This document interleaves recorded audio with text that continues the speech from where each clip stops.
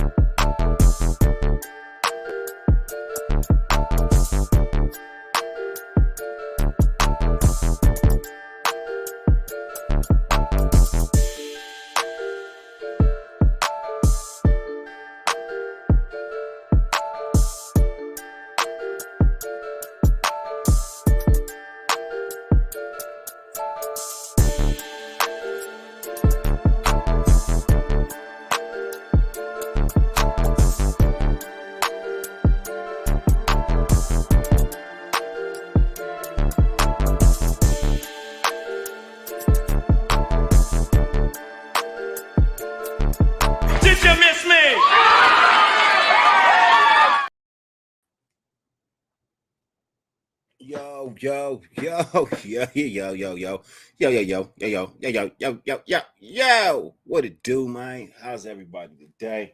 Hope all is well. Hope everybody had a blessed day. Appreciate y'all for showing up.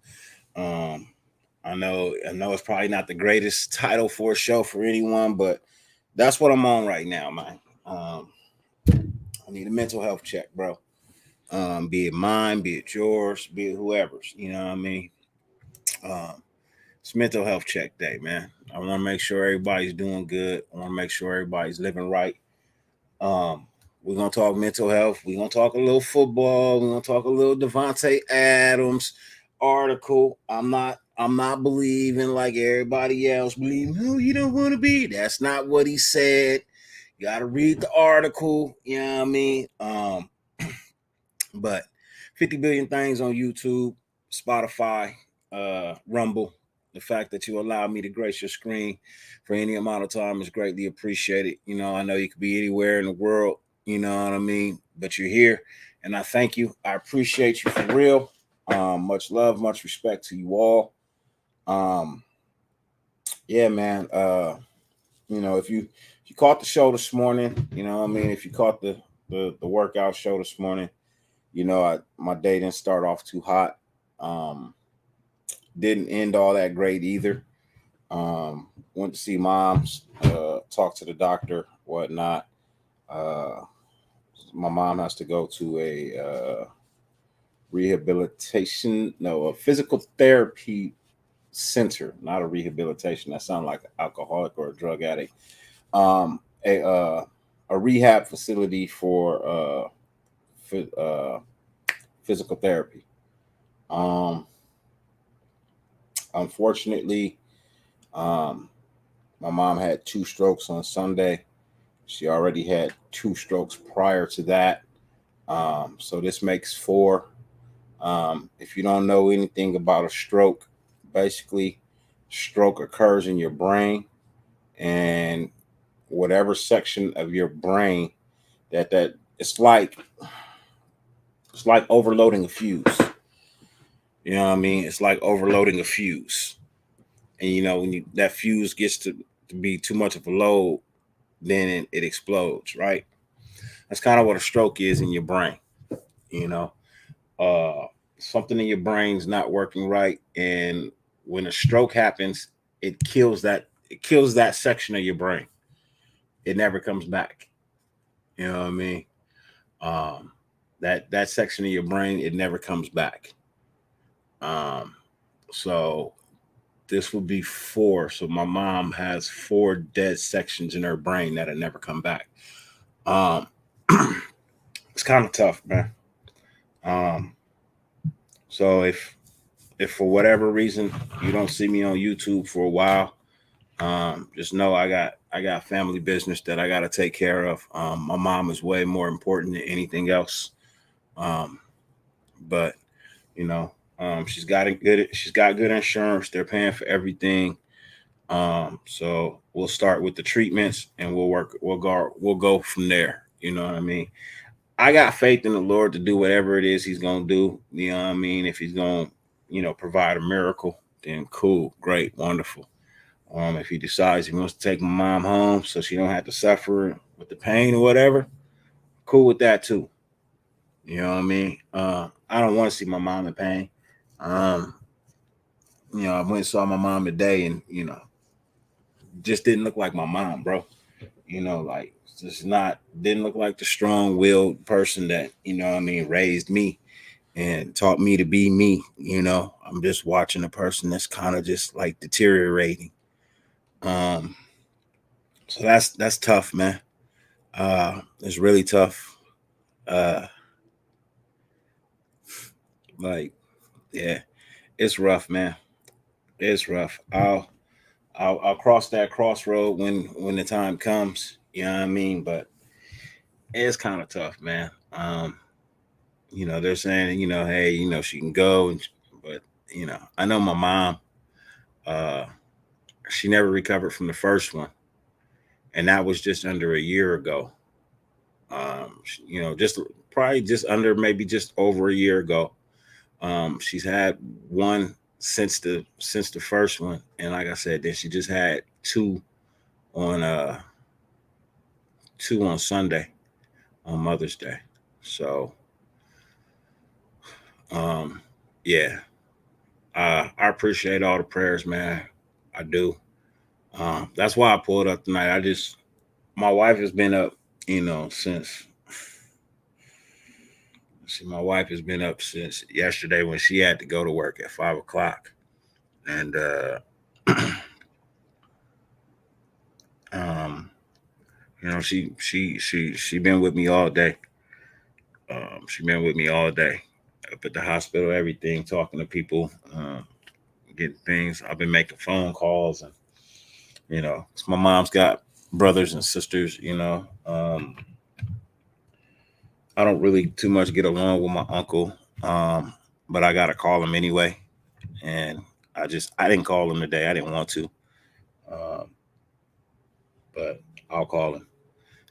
Call him, let him know, come see his big sister.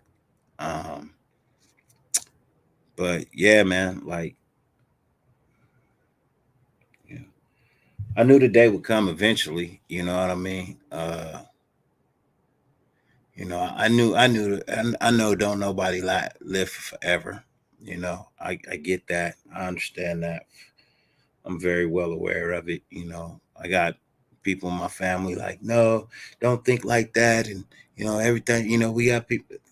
Yeah, man. But look, the quicker you address the possibilities, man, um, the smoother the transition is for you. I'm not saying that it's not gonna hurt, man. It's gonna hurt. I know it's gonna hurt. I'm gonna cry for days, weeks, months, years. I get that. I understand that. You know what I mean? But it don't change nothing. You know what I mean? It don't change anything. So all I could do is really go see my mom every day, smile, joke, have a good time with her. You know what I mean? Continuously thank her for everything she's done for me. You know what I mean? And try to keep her comfortable. You know what I mean? Try to keep her comfortable, try to keep her cool, you know. Um, that's all I can really do, you know. Um, there's nothing else I can do. It's not like I can give her an organ or anything that's gonna fix it, because that ain't the issue. You know what I mean? It just comes from age, comes from stress.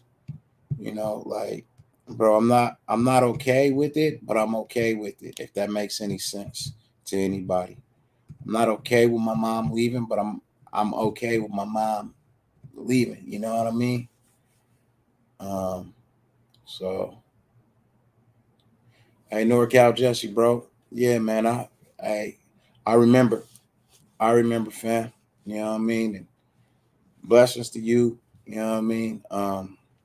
if that time ever come, bro, I'm definitely gonna call you and ask you, bro, how you get through it. You know what I mean? Like how you get through it, bro. Like my dad died, bro, but I felt pain for a while. I felt pain for a while. I still sometimes, feel a little bit of something, but not like I would for my mom. You know what I mean? Um, Somebody who's been there the whole time. Like it's just different. Um, for sure, Gabe, for sure. And then I got a little brother too. My little brother, he don't deal with stuff like that very well. You know, so and then it's just a lot, man. It's really a lot. Uh, but as I said, man, nobody's guaranteed to live forever, man. Uh, Shouts out to you, Earn. What's good with you, man? Salute to you. Let me salute everybody that's pulling up, man. I greatly appreciate everybody being here, truthfully. But we're not gonna just talk about my problems tonight, man. I know y'all got problems too. I know some of y'all Laker fans are feeling it. You know what I mean? Y'all lost game one, but hey, look, it's only game one. You know what I mean? You got 6 more games to play. You know what I mean? You got 6 more opportunities as it stands right now. So, don't waste them. Continue to press on. Robert Pena, what's good with you, man? Salute to you. Big Worm, my guy, what's good? Salute. Dark, what's good with you, man? Salute to you. Ray Love in the building. Salute to you. Black and Grayed Out, my guy, what's good with you? Lord Rashidus, what's good, man? Salute to you. McDaniel Stan, what's good with you, man? Salute to you. Pizzle 4420, my dude, what's good? Charm City 410, what's good with you, man? Salute. Hope all is well. Hope you're doing good. Gam 10, what's good with you, man? Salute to you, bro. Hope you all good, man. Raider at Lizette, my sis, what's good with you? Hope you're doing well. Anthony Estrada, what's good, man? Salute to you. Hope you're doing well, brother. Hope all is good with you. Bugsy, my guy. Salute to you. You know what I mean? Hope you're doing swell. Milka Breezy, my guy. What's good, man? Hope you had a blessed and wonderful day. Kush, my brother. What's good, man? If you ain't in the gym, man, pull up. I sent the link to you already. Sin, my guy, what's good with you, Sin? Salute to you. Hope you're doing good, man.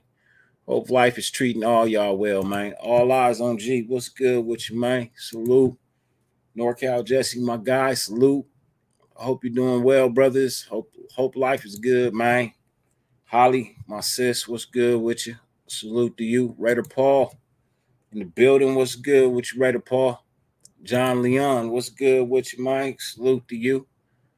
Who else is in the building, man? Who else is all in the building? I know people are pulling up. Some people don't chat, but salute to you, man. So my boy Raider Gabe's here in the building, man. Gabe gonna be a guest tonight. West Side Earn, what's good with you, man? Salute to you. Sent you the link too, bro, on IG if you want to come up, if you want to pull up and rap with your bro for a minute, man. Like I said, I'm just chilling, man. I'm literally just chilling, man. D Menace, my guy, what's good with you, man? Salute to you. Pretty Ricky, Raider Fontaine, man. Pretty Ricky, what they call him, man. Salute to you. Raider Pete, what's good with you, man? Salute. I know I take a long time with my salutes and my salutations, man, but I got to give everybody love, man, because, the love is being given to me by you showing up. You know what I mean? So I got to give it back to y'all, man. Y'all type for a reason, right? It's not to be ignored. You know what I mean? You don't type to be ignored. You type to say what's on your mind, and hopefully, you know what I mean. Us content creators, we catch it. I know we don't catch everything, man, but we try. I've been going to church lately, trying to make sense of everything. Hope you can do the same. Much respect and prayers for you and your family. Hey, John Leon, man, I appreciate those kind words, bro. I do. I appreciate those kind words for real, man. Unfortunately, I'm not a church going guy. I am a God fearing man. I'm just not a church going guy. I'm just not, bro. And it's just really more or less due to the people that are in the building versus what the building actually stands for. I think it's a lot of hypocrisy going on. You know what I mean? Hypocrites. I feel like it's a lot of hypocrites, bro. And, it's just, at the time in life, bro, like you really don't need people telling you what to do when that's not advice they would even take for themselves. You know what I mean? Like that's what bothers me the most is people give out advice that they wouldn't even take for themselves, man. You know, or they look at you in a certain way, but go home and are 10 times worse than you. You know, but they want to make you feel less than a person. You know what I mean? They want to make you feel like there's something wrong with you, and you know what? That ain't even the case, man. That's not what the place was built for. That's not what it's supposed to stand for. And if that is the case, you know what I mean, then what's the point? You know what I mean? I might as well just take care of myself, right? I'm just saying, I don't knock nobody for going and doing what they do, man. You know what I mean? If you find peace, comfort, in the sanctuary, by all means continue to do that. But just know that for some people it just don't work that way, you know. Um so, you know. But let's, is anybody else out there that need a prayer? You know what I mean? Need to get something off their chest. Is anything bothering you? Do you have a question? You know, I say life, bro, life is short, man. You gotta enjoy this shit. You know what I mean? Every day ain't guaranteed to you, you know. But I hate Lent, man. I hate Lent. You can see Lent. You can see Lent on black, bro. This shit is annoying. Um, Black and Grayed Out, my guy, the music executive producer of my show. Always with the love, always with the respect, man. I appreciate you for real. Um, I'm a, I know I got the beats, bro. A couple of people in NWA need some intros, so I'm gonna use a couple of them beats for their intros, man. So you'll see your music on other shows coming up soon. You know what I mean? I'll probably take a break from YouTube. I'll probably take a break if things go south quicker than I want them to. I'm probably going to take a break. Um, just because I'm gonna need one. Uh, like I feel like I need one now, but I also feel like I need this. You know what I mean? I need to be able to talk to somebody. You know what I mean? I need to feel like, you know what, bro, I'm not the only one in the world that this has happened to. You know what I mean? I gotta understand, bro, that this shit happens every day, man. You know what I mean? Somebody loses somebody every day, man. But life still goes on. You know. Uh,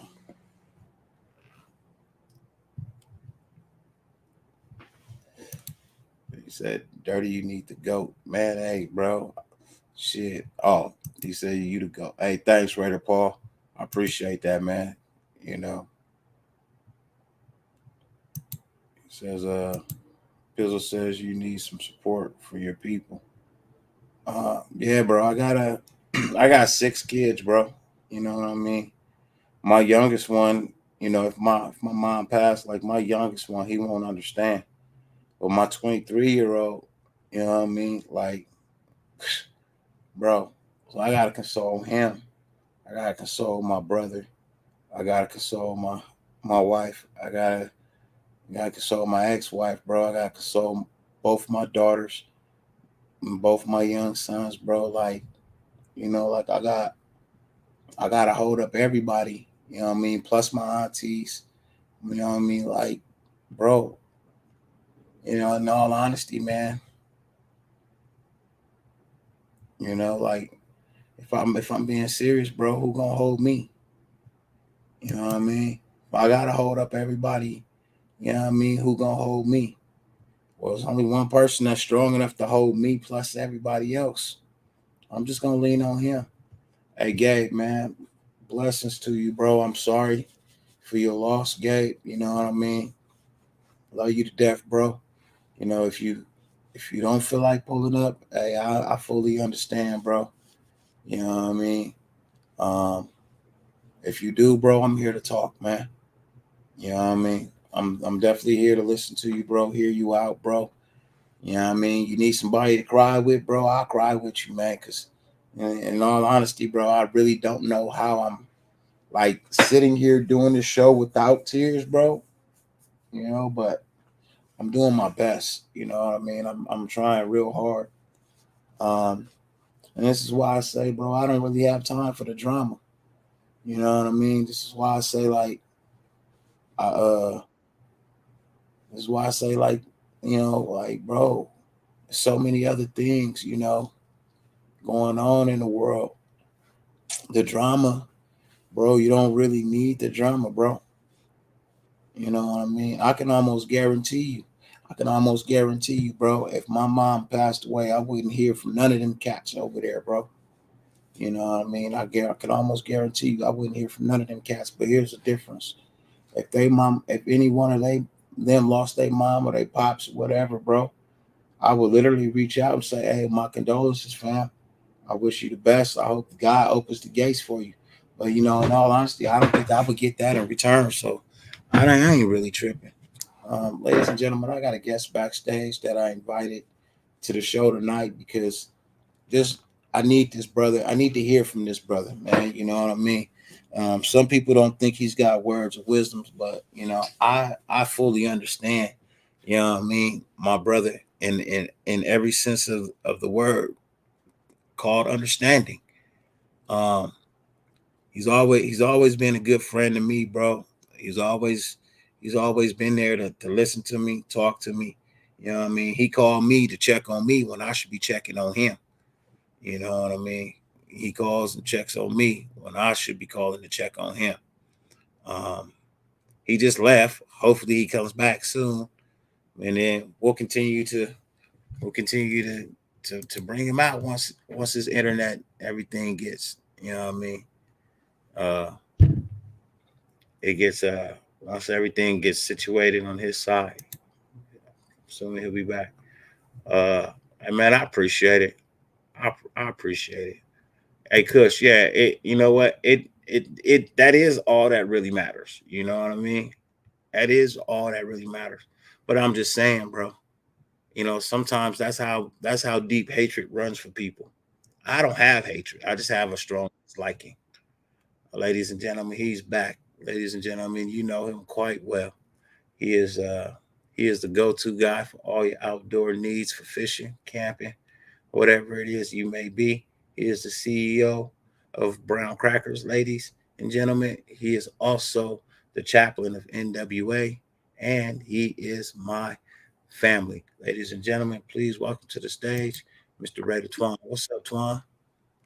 Hey, how's it going, man? Blessings to everybody in the chat. Um, right now, I am on my phone. I might switch over to my iPad and look at what's in the comments, but um, blessings to everybody out there. Again, to all you guys. Again, I can't say it enough. It's just a blessing um, to be on with you guys tonight. Yeah, man, I appreciate that. Holly sis, we got you. You know what I mean? We love you. You know what I mean? Right now, I just wish the entire nation would just get along because NWA members going through it. Nah, you know what, Anthony, I appreciate that, bro. I wish Raider Nation got along just on the strength of it's Raider Nation. You know what I mean? You don't necessarily have to be NWA affiliated just to get along with us, man. You know what I mean? Um, I've said it millions of times, bro. It's enough space on YouTube for everybody, man. It's enough space on YouTube for everybody, man. You know, find a lane, get in that lane. You know what I mean? Ride that lane till it ain't no that lane no more, bro, and then switch. You know what I mean? And then switch the lane, bro. Once you run out of space, switch your lane. Yeah, it's one of those things, man, that we're all, you know what I'm saying, we're all supposed to be grown. I'll just say that first of all. And because of that, since we're all grown, you know what I'm saying, the best thing to do is to govern ourselves. You know what I'm saying? It's kind of hard to point at somebody else and say, "Oh yeah, they're not showing love," or whatever the situation is. Just make sure you're not in that party. You know what I'm saying? Make sure you're one of those ones. If you think people are not showing love, be one of the ones that's actually showing love. You know what I'm saying? If you feel like nobody's reaching out, you know what I'm saying, then you be the one to reach out. You know what I'm saying? Huh? And when it's all said and done, you know what I'm saying, then your name ain't gonna be in that discussion of, oh, so and so didn't, you didn't do this or you didn't do that. You know what I'm saying? Yeah. And I tell people all the time, like, when it's all said and done for me, you know what I'm saying, I want everybody to say, hey, he showed love. You know what I'm saying? So that's what I try to do. So it's just it's each person do their own thing, but make sure you line up your stuff. Bro, when it's all said and done for me, bro, all I need y'all to do is find a silver bandana, a black bandana, tie the two together, man. Throw them in the ocean for you, boy, man. That's it. Throw them in the ocean for you, boy, man. You know, that'll be the love and respect that I want, bro. I want the ocean to be littered with silver and black bandanas, bro. Right? You know what I mean? Shit. Throw that shit off the freeway bridge or whatever, bro. Throw me in the wind, fly me like a kite. Man, I don't give a shit, bro. You know what I mean? A moment of silence would be great, bro. A moment of silence would be phenomenal, bro. You know, light the torch for me, man. Light the torch for me one time, bro. Right? You know what I mean? Light the torch for me one time, bro. That'd be amazing. You know, I also say too, you know, for me, and I've said this, I've talked to, you know, my other brothers about this too. Is like, you know, I want to be a help to somebody. You know what I'm saying? Or if there's something that I could say, you know what I'm saying, something, and that's why I say you a blessing, be a blessing. You know what I'm saying? That there's things free that you can do, you know, to be a blessing to somebody else, and even if it's just a positive, encouraging word that they can take, you know, take to their life and move and help them be or get to a step higher than what they were. You know what I'm saying? Then you're doing that good work. Yeah. So I'm gonna definitely have a some silence for my mom. You know, my mom's a Raider. I say my mom's the reason why I'm a Raider fan, bro. You know what I mean? My mom was a Raider fan, still is. You know what I mean? She's the whole reason I am a Raider fan. You know, so it's like, bro, that's a tough one for me. You know what I mean? That's a tough one for me. But you know, I don't know if I'll be at the Steelers game just yet, Paul Raider Paul. But I am trying to put something together for the first preseason game of the year versus uh versus the Niners. Me and my cousins are going. You know what I mean? If anybody is gonna be out there and wanna link up with me or whatnot, you know, holla at me. You know, but I'll be out there. I'll be out there with my fam. Um, my son's it's right after my son's 15th birthday, so I'm gonna take him to the Raider game for his birthday. Uh, okay. yeah, and then I'll be at the Rams game on the 19th, which is 2 days after my birthday.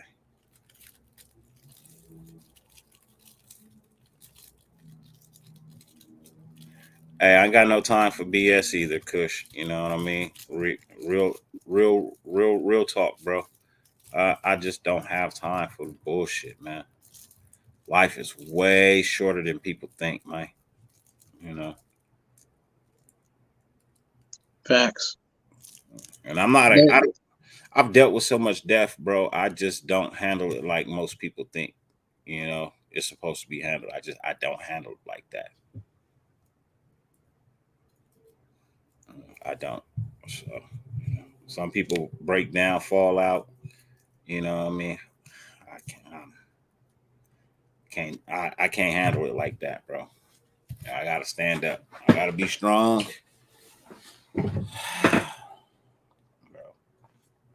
Everybody has their way of dealing and coping with whatever the news may be, whether it's good or bad.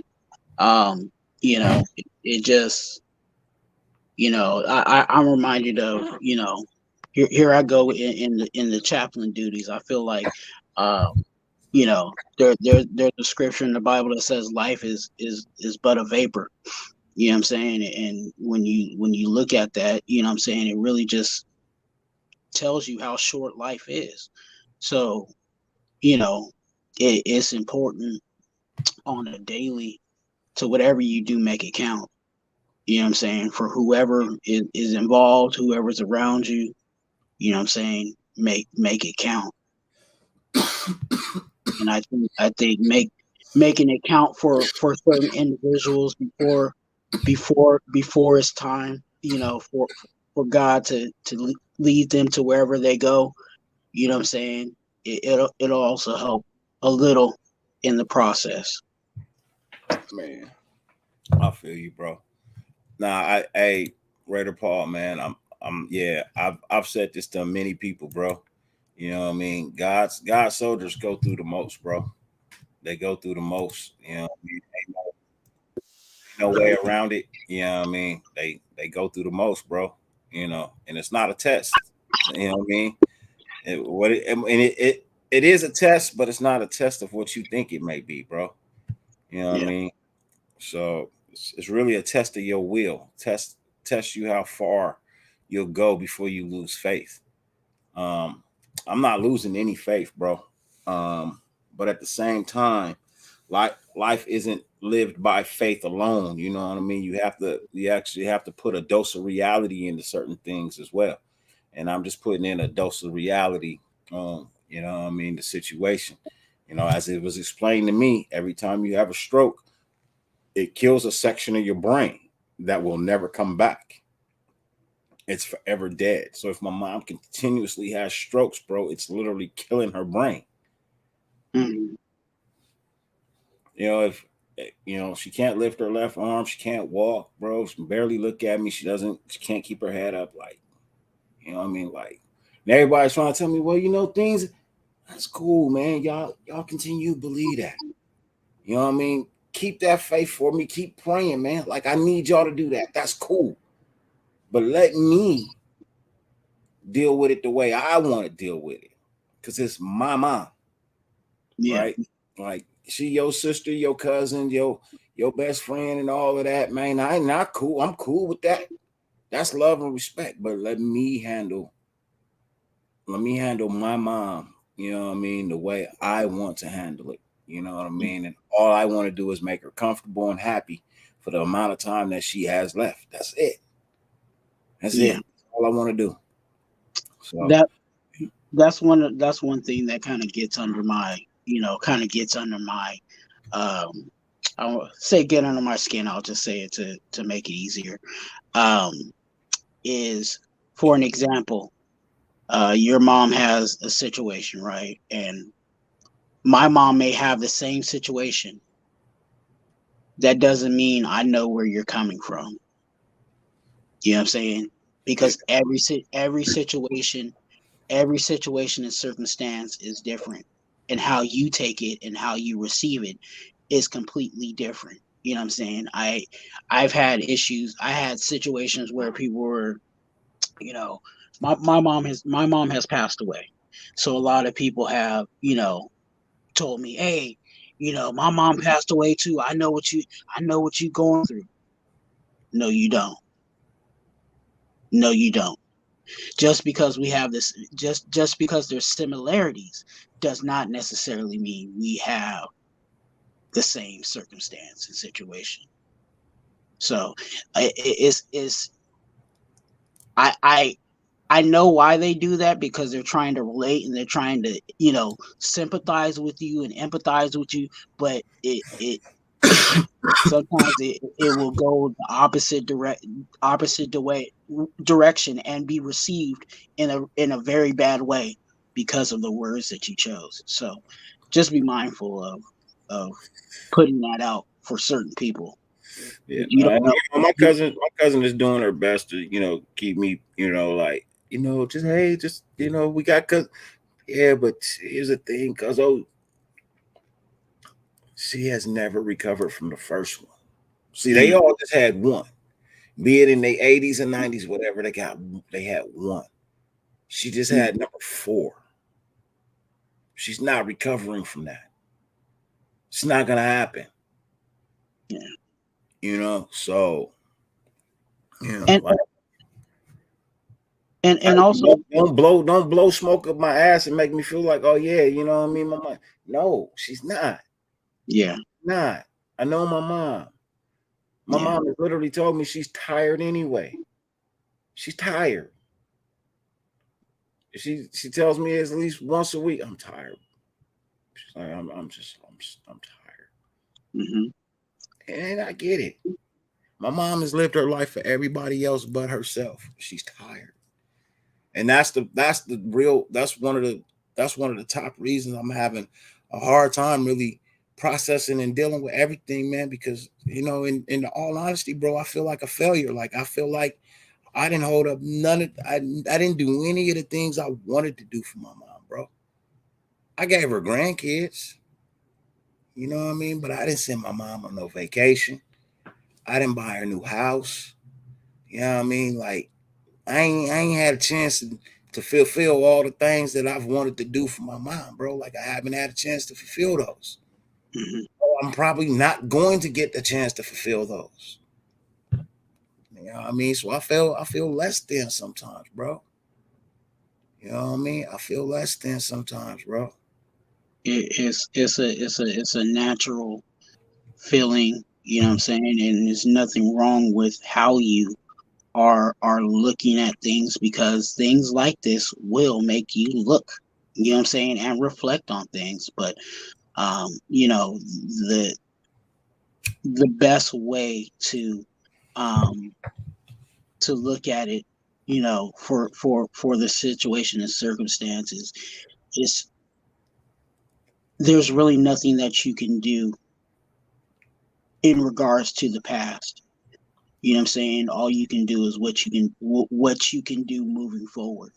And it's hard to, and I'm saying that because it's hard to drive, you know what I'm saying, and look in the rearview mirror. You know what I'm saying? It's really tough to do that. And you actually slow down the process when your eyes are in the rear view. So um it's good But to reflect, but moving forward is the key. last Thanksgiving, bro, you know what I mean? I had to, for the first time in my life, bro, I had to apologize to my mom for not living up to her expectations. Mm-hmm.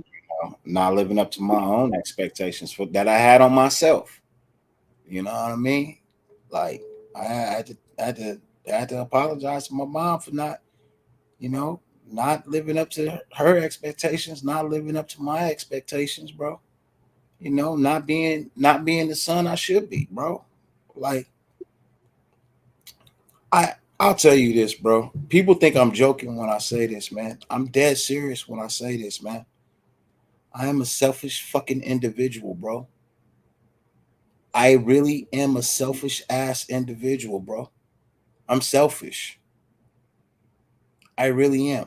I know this for a fact, bro. I've been selfish my whole life, mostly because most of my young life it was just me. So I have come to the realization, and it's really actually a little. It's not too late, but I came to the realization late in life, bro, because I just realized this probably about 4 months ago, bro, that I am a fucking selfish individual, bro. I am. I'm super selfish, bro. Yeah. You know, but I've been changing that. Like before, I would get paid, pay my bills, nigga, and just people ask me, I ain't got none. Knowing I got money, bro, just put to the side, bro, because I just want to take care of me. Mm-hmm. You know what I mean? Take care of my responsibilities, but then I just want to take care of me. Yeah. You know what I mean? So bro, I realize that's why I'm not in the NFL. That's why I don't have millions and millions of dollars. That's why I don't own 9 houses. That's why I don't own 15 cars. Bro, that's why I'm not the CEO of a company, bro, because I've been selfish my whole fucking life, bro. And that has literally stood in my way of actually being successful. You know what I mean? If I wasn't so selfish, bro, I probably would have been in the NBA. I'd probably be worth millions and millions and millions of dollars because when you're worth millions and millions and millions of dollars, you're expected to share. Bro, my level of selfishness, bro, I wasn't sharing shit. Bro, I wouldn't, bro. I Right. literally just started coming out of being selfish right Mhm. around like a year ago, bro. You know what I mean? I started coming out of being selfish like a year ago, but didn't realize I was selfish until 6 months ago. So I started to make a change on the process, right? But not realizing what it is I was technically addressing, with the change, bro. And then 6 months, nigga, I'm realizing it. Oh, I'm changing. Because I'm finding myself doing shit. You know what I mean? For other people, just on GP, like general purpose. Like I see something. Mhm. I've always been a see something, say something guy or help if I can. But Mhm. you know what I mean? At the same time, I've always been like, you know what I mean? Like, that line of you're like, yeah, you know what? I'm not gonna cross that because that ain't got shit to do with me. Type, bro. Yeah. So Yeah. now, bro, like I'm not selfish. Like I'm not, bro. I'm more caring about what other people feel sometimes. I care more about what people feel. I care about more what people say, you know. Mhm. Um, just, you know, more willing to lend a hand, more willing to, you know, just a little something different. You know what I mean? Yeah. Just something different, bro. But yeah, man, like I'm starting to realize a whole lot of things, bro. Like, people don't understand. I think when you hit 35, bro, you know what I mean? As a man, I don't know, women mature a little bit faster, bro, but for men, you know what I mean? It's it's somewhere, it feels like right around 35, bro. You just start developing to this different type of person. You know what I mean? Like some people are developing into being like totally opposite of what they were when they grew up. When Mhm. they were growing up, some people develop into being 5 times worse. You know what I mean? People just, either the opposite or the same. You know what I mean? But, just in various ways. Like I know people who hit 35, bro, and you was a gangbanger before 35, but damn, you became just like crazy ass gangbanger at 35, nigga. Like, what nigga? You a little late with this, bro. Like, you know what I mean? But and then I know people who was gangbangers and they become businessmen and respectable people, and you know what I mean, different head on their shoulders at 35. I know bankers who become drug addicts at 35. You know what I mean? And I know bankers who become CEOs at 35. Like, you know what I mean? They get the mindset for some reason it feels like the mindset at 35. You know what I mean? It's just different. You know what I mean? It's literally just different. And Well, I mean, go ahead. no, go ahead. You good? No, I just with everything you're saying, man. It really just goes with it. Really just goes to the idea and what I was going to tell you about what's going on. What you said about you being selfish, and now you've come to the realization that hey, I was selfish, and what did you do from that? You decided to move forward and do something about that situation. That's what happens at, you know what I'm saying, like you said, for some ironic reason about the 35, for that gangster that turned into the businessman at 35, there was something that hit him and he decided, I'm going to make that pivot, or I'm actually going to do something about that. I'm not just going to sit on this couch and let time pass me by anymore. I'm actually going to do something about it. And I'm glad that, you know, whenever you hit the wall, or what, you know, metaphorically, or you know, when you come to realization or have that epiphany, it's all about what you do. What is your reaction to that hitting that wall, or having that epiphany of, I need to make a pivot in my life. Now, Omar, look, there's an exception to every rule, man, right? There's an exception to every rule, bro. But for the most part, for the people, the black men, you know, white men, Latino men that I actually know over 35, bro, I'm telling you what I'm telling you, bro. Some of them don't start changing until 35. It's a good majority of them, bro, that don't start changing until like the age of 35. You know what I mean? Like I had my son in my 20s, bro. I didn't change for my son, bro. I changed, you know, pretty much like I started changing when I met my current wife, bro. I started changing when I met my current wife. I was literally a complete different person by the time I hit like 37. Still have my flaws, you know what I mean? Still definitely have my flaws, because I'm just now getting over some of them at 43, about to be 44, right? So I'm still a work in progress, bro. But I would say from, let's see, we've been together 12 years. Yes, 12 years. So I met when I was like 31, 32, right? From 32 to 36, I would say I changed about 75% of my lifestyle, bro. 36, 37. I changed like 75% of my lifestyle. Ladies and gentlemen, I got another guest backstage I want to bring out real quick. Ladies and gentlemen, he is the host of the Workout Morning Show. Ladies and gentlemen, he is also the co-host of Uninterrupted with our sister Holly. He is also the co-host of the E&K Show with our brother Ern. He is also the TikTok God for Raider Nation. He is the IG expert, ladies and gentlemen. And as he was referred to this morning, the MILF Hunter in the park, ladies and gentlemen. Please welcome our boy, Mr. Raider Kush. What's up with your boy? Hey man, what's up, fam?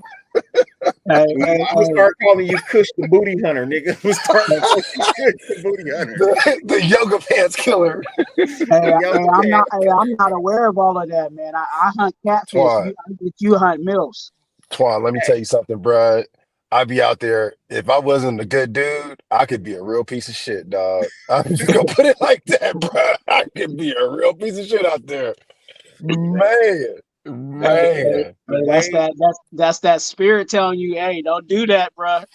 Hey, that's that bit. That's that been there. That's that been there, done that. The way these white women speak to Kush. Hi. How you doing? How are you? Again, huh? Every day.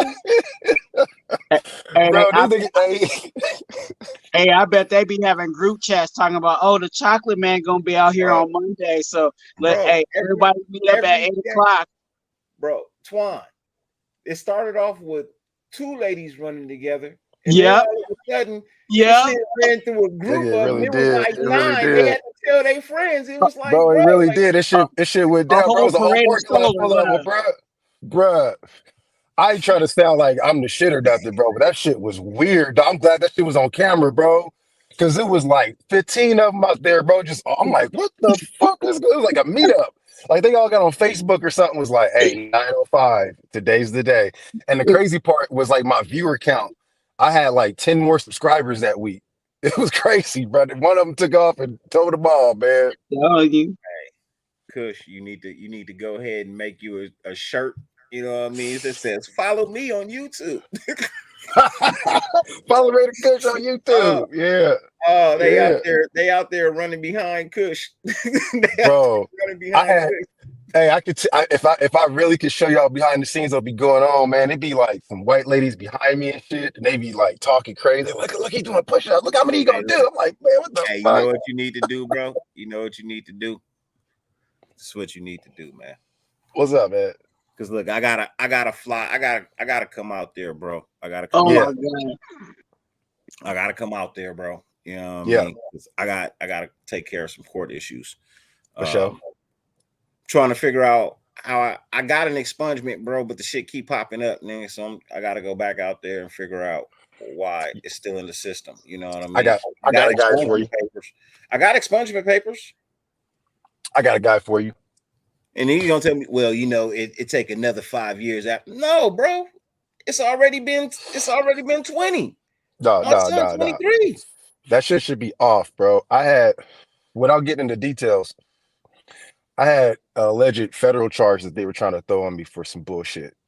And I had that shit expunged. Like I was convicted, but that's another story. I fought it to the Supreme Court right there. As soon as my shit was clear, gone. I was like, I want this off my record immediately. It all depends on, it comes down to one thing, how much you pay your fucking lawyer. If you give your lawyer that $3K, that extra 3 racks, they come in, they go do it. I'll tell you what I did, bro. I pled guilty because I was. Yeah. You know what I mean? Wasn't no reason to fight it. I took the deal. You know what I mean? It was 2 years probation. You know what I mean? 35 hours of community service and 26 hours of anger management. I won't tell you the details of mine because mine is gonna come out in a book one day, and I don't want to ruin the contents of it. But when I tell you it's good, and I seen some crazy shit in this chapter, boy, this was a Netflix worthy one right here, man. I'm telling you, man. But Twan, what's up with you, man? How you feeling today, bro? That game today? No, so. I'm sorry, what was that? Real quick, I got a guest backstage. I want to bring him out. I get what you.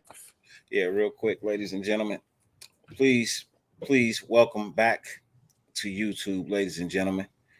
Our brother, you know what I mean? Fresh from under the knife, you know, feeling good, feeling better than a good new pair of shoes, ladies and gentlemen. Feeling like a new pair of shoes out this bitch.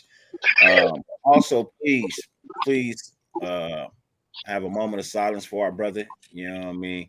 Please send your prayers and your condolences when you lay down tonight and go to sleep. For a fallen member of our family, ladies and gentlemen. Please welcome to the stage my motherfucking boy, my homie, my fucking friend, till the motherfucking day we both go. This is my motherfucking friend, man. Ain't nothing ever gonna change that. My boy, Mr. Raider Gabe. What's up, Gabe? Cracking, man. What's cracking, guys? Chilling, man. Chilling. Fucking, going through it, but it's another day, man. That beard on point, though, boy. That beard on point. Hey, man, when you laid up in the hospital bed, bro, it can't get dirty. It can't. Bruh. You know the nurses was cleaning it for him. You want us to go ahead and wash the beard? Hey, look. You know, me and Gabe is beard gang. You know what I'm saying? So we be keeping tabs, but he didn't gain him a couple of inches on that beard. You know what I'm saying? For real. That shit clean. That's the hormones and the drugs they gave. I think so too, bro, for sure. Nah, you know what it is? It's all that sleep. You know your shit grow when you sleep. Yeah, I've been sleeping a lot, dog. These motherfucking pain pills got me under the fucking. Yeah, that's true. They got me sleeping. Yeah, but I'm trying to like, weave them off. I'm just trying to stick to the lower strong stuff. Cause I ain't trying to get into that opiate shit, dog. Shit like I ain't trying to take those motherfuckers. Please don't. Yeah, Hell yeah. You drinking water, dog? You drinking hella water? that's all I'm drinking, dog. All I'm drinking. Like fucking, I got this Bro, fucking. It's like you look great, bro. You look healthy though. yeah, bro. Like I lost like a fucking 20 pounds in that motherfucker. You can But yeah, see dog. it. You Hey, can see it for real. but the leg pain, like the back pain. I mean, it's it's it's kind of it's gonna be there. You know what I mean? I just went under the knife. You know, it's expected. But the actual leg pain from the shit that I was going through before, because that Sunday, dog, at the Canelo fight, bro. I was at the homie's house. We were Yeah. watching the fight, and my girl was having a good time and shit. My sisters and everybody, and all I could think about was like, damn, man, like this shit is hurting. You know what I mean? Like I was taking my pills, and I was like, this shit's hurting right now. So we went home.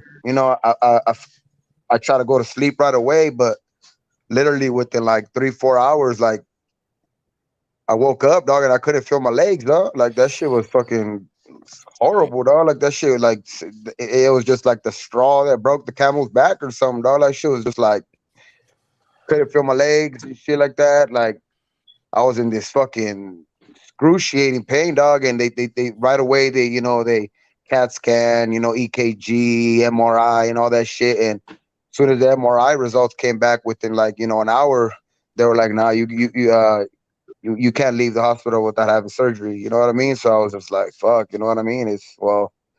Let's do this then. You know what I mean? But you know what I mean? At this point, 1 week later, um, I feel better, dog. Like, you know what I mean?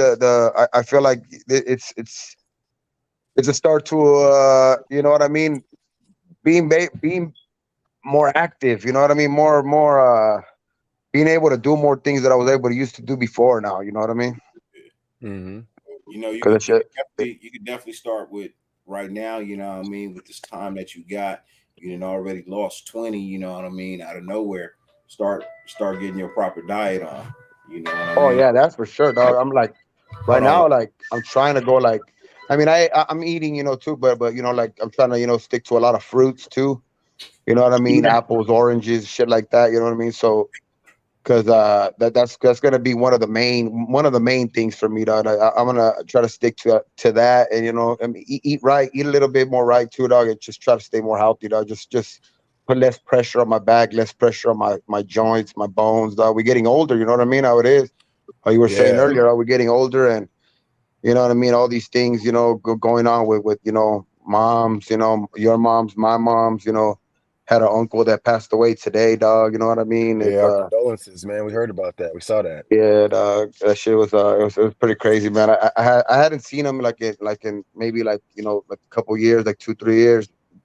Maybe I don't know. It could be a little bit more, but he was a real down to earth, cool uncle, man. You know what I mean? He was always chill. He would always come and stay with us when he would come over. You know what I mean? He would always come stay at our pad. So it's a big loss for the family. You know what I mean? So but it comes with the time, man. You know what I mean? Like Dirty was saying earlier. Now, not all of us are guaranteed. We all of us are gonna come to an end at one point. You know what I mean? So it's like Mm-hmm. We're gonna see each it's other on the learning. other side. Exactly, bro. Exactly. Yeah. And The thing that's about it is where when stuff like this happens, for me, it's a humbling experience, but it also makes me grind harder. Like really, when you guys see me working out and doing all that shit, dog, that's anxiety, bro. That's anxiety manifesting itself in another different form. You know what I'm saying? And so when I get anxious, that's my response to things. Is like when I'm talking about the Raiders, like I gotta walk around and be active. So when I start thinking about life and I start thinking about our expiration date, it used to like, and Dirty was talking about it earlier, when you hit about that 33 to 35 area, that's the age where you start to really realize, oh yeah, I'm immortal, or I'm gonna reach my mortality at some point. You know what I'm saying? And that's where you start to realize that. And that's where the anxiety comes from, or if you don't know how to handle that, because you're like, man, one day I'm not going to be here having this conversation with these people. So that's where you Mhm. set your priorities up and you start looking back on your life and you're like, man, I would have did this or did that. And then at that point, people talk about a midlife crisis. At 35 is about like your pre-midlife crisis, where you're like, I got to knock all this stuff out because when I hit my 40s, 50s, 60s, my body is not going to be the same body. My brain isn't going to be the same brain. So you start what I do, and this is just, what I do to myself, for myself. And I like to be able to I like to treat myself to things. You talk about treat yourself, what I'm saying in the show or whatever that movie was, treat yourself. I really treat myself. I go and prepare for the future me. Like, what is the 70-year-old Kush gonna appreciate that I can do for myself right now?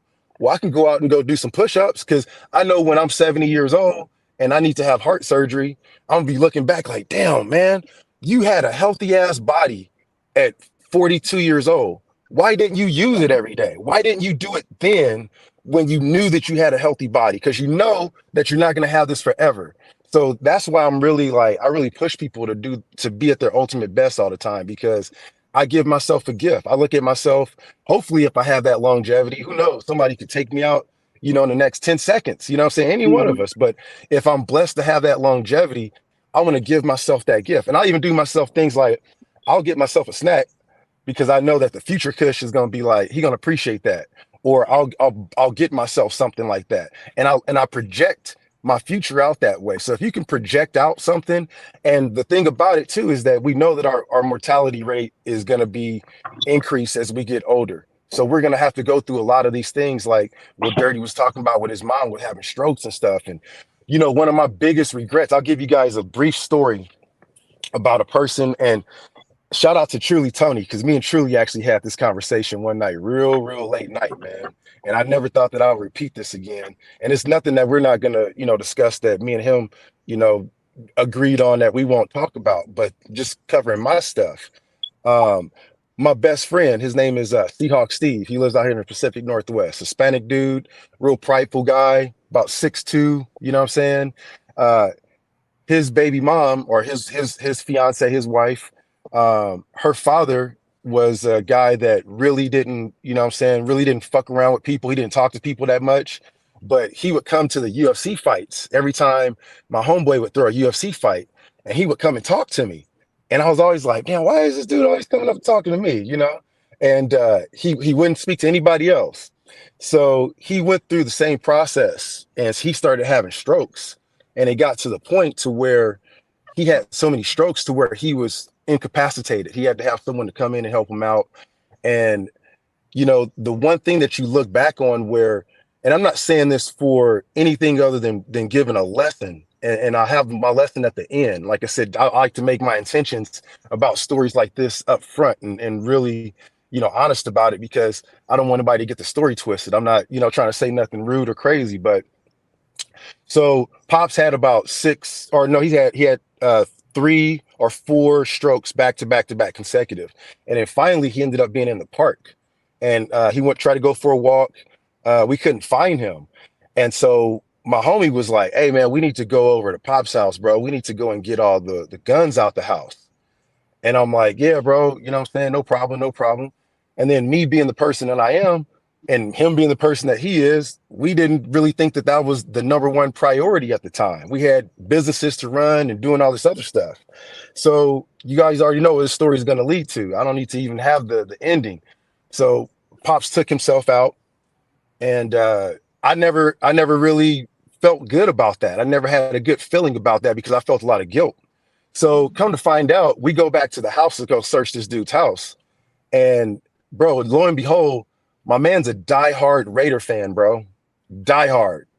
I mean, he has a Bo Jackson autograph helmet that I was trying to get. I was talking to like, hey, bro, hey, my man was gonna give me this. And they were like, nah, we gonna give it to the little sister or whatever. But they gave me a deck of cards. I have a knife, a shot glass of his that was all Raider stuff. So it goes to show you where even in his worst days where he was going through this stuff, the Mhm. nation and the fandom and that love that he had for me, just being a black dude that his daughter's, you know what I'm saying, fiance's best friend was. So just having that connection with me, I feel like at that point I made that dedication to myself that at any point where I get that inclination or I get that feeling that something's going to go down like that, I go off of that because I had that feeling and I just repressed it because I had other shit that was going on. So my point being here is two things. Number one, the nation is lifelong. The people and connections that we have here, it goes past YouTube. That's why we're here right now. We're here for our three brothers right now. All three of you, brother, all four of us, shit, you know, for the most part. But you know, Twan got his stuff that's going on. You know, Gabe got his stuff, and Dirty got his own stuff. But what I learned from that lesson was that, bro, you got to be there for your peoples, especially the ones that's in the nation. If I would have knew, I probably would have even jumped up even more. But just always follow that first thought that tells you I probably should just get up and just not be lazy and do something. And so, not even since then, but I was always a hyperactive person, being, you know, out and making a schedule. But that's why I do my shows, and that's why I'm really passionate about things like that. And when people are really in their dark points, that's when I show up because I know I gotta do something because I seen I was there when the body was dragged out the house. I was there. I was the second person that saw him. You know what I mean? So I don't want to put that on anybody to have to go through that in their family. So I think that's why if you believe in God or you believe in the Lord or you believe in a grand architect of the universe, I think that I'm here for that reason, to be able to share that story with people at some times, because I'm strong enough to have to go through that so that way other people don't have to go through that type of shit. Does that make any sense to y'all? No, hey, you know, I'm right in that same boat with you, man. You said something earlier about, you know, treating yourself, and I remember one thing that my grandpa said before he passed away was, you know, don't beat yourself, treat yourself. You know what I'm saying? And it really just means that, you know, don't do things that are going to beat yourself up. You know what I'm saying? Right now or in the future. You know what I'm saying? Treat yourself, and you do that. Um, you know, you will even when you do have those moments of, you know, dang, I didn't make every play. You know what I'm saying? Because that's what really comes down at that. We keep talking about 35. You know what I'm saying? It's just that reflection. Dang, Hmm. did I make the right plays? Did I? Dang, I should have finished college. Dang, I should have took more classes or whatever the situation may be. And then you look down the road and it's like, dang, retirement is only about what, 15, 20 years from now. Am I going to be good enough for retirement? You know what I'm saying? So just making the right plays moving forward, again, not look of course, looking at the things in the past to have that reflection and having that epiphany, but not staying in the past that cripples you from moving forward. Let it push you forward, not Yeah, push you backwards. exactly. Yeah, I'm a firm believer in that, man. And I'm also here to say that you can change your situation no matter what it is. No matter what it is. Don't let Mm, anybody else's mental or physical limitations on something convince you that you can't do something. Because you can always change your situation. I'm a living, breathing testament behind that, of being completely broke in a bad situation, good situations, everything. I've seen a lot of different things, from, you know, boot camps to war zones to the streets. You know what I'm saying? And it really comes down to this. That's what we're here for, is our brain. That's the one thing that can't be replicated, our brain and our heart. The things that we can be able to produce internally is amazing. And if we're not here to be able to do that, then we're not here at all. If we're just here sitting on our ass and just not living, then we're not doing a satisfaction to ourselves. At the end of the day, that's what we should look back on, is the things, and that's what really makes you tired, or at least wears me out at the end of the day, is I don't feel comfortable at the end of the day unless I accomplish the things that I needed to knock out. And that's always my driving goal and force. So just make small steps and just set those goals. And if you don't set them, then that's when you start feeling depressed. And if you feel that way, I know it, because I'm like, yeah, I need to start setting some more goals, because I feel it sometimes, like, that depression. I know you, motherfucker. I know mm, you will. You starting to kick my ass. I need to start setting some goals and writing it down. So when depression hits and you start feeling sorry for yourself, like Gabe right now, look what he's doing. He just had back surgery. If that was me, I would be depressed because I couldn't do my workout show. So I would be thinking, okay, I can't work out. What's the one thing I can do? I can come up with ideas for other shows. I can start writing articles. I can start learning how to cook. I can start learning how to do art. I can help my kid out with the homework. So it's always a game. It's always a game and a competition to me to be able to figure out whatever my limitations are and how I can be able to, climb above it or build something else up that's going to be strong. So that way, when I heal up, I'm ready to go. So you see Gabe right now, he's on a live. He's getting those reps in. You know what I'm saying? You see Twan, he's getting those reps in. I know you had a bad day. You know what I'm saying? You probably got wore out with the stuff that you got going on too. But we all getting those reps in. You know what I'm saying? And so we take that for granted. But that's what we're doing. Yes, sir. That's true, man. I mean, like, shit, I'm fucking last couple of days, you know what I mean? Shit, I ain't gonna lie, dog. Like, you know what I mean? I mean, my girl go to work, like my son go to school and shit like that, so Yeah. sometimes I be in my own thoughts, you know what I mean? It's like it's just, even before even the surgery, you know what I mean? You could get into your own thoughts, you know what I mean? But then when you're just laying in the bed sometimes, you know what I mean? And it's especially the first couple of days, you know what I mean?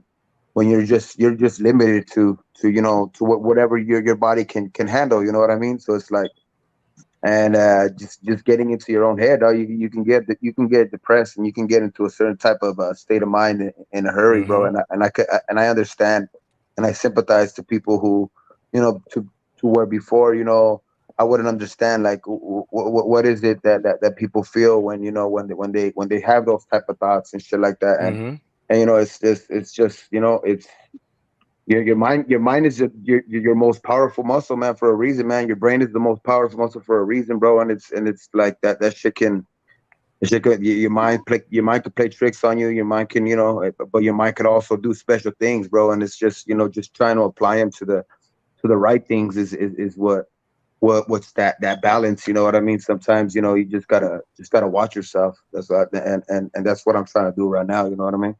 Yeah, you're getting the reps on your mind, bro, because like I said, if you have one limitation, you got to make the other one better, and when you go through it, like I said, if you haven't thought about it yet, I would challenge you to do that, bro. Get the pen and paper out and start writing down concepts, ideas, whatever's going through your mind.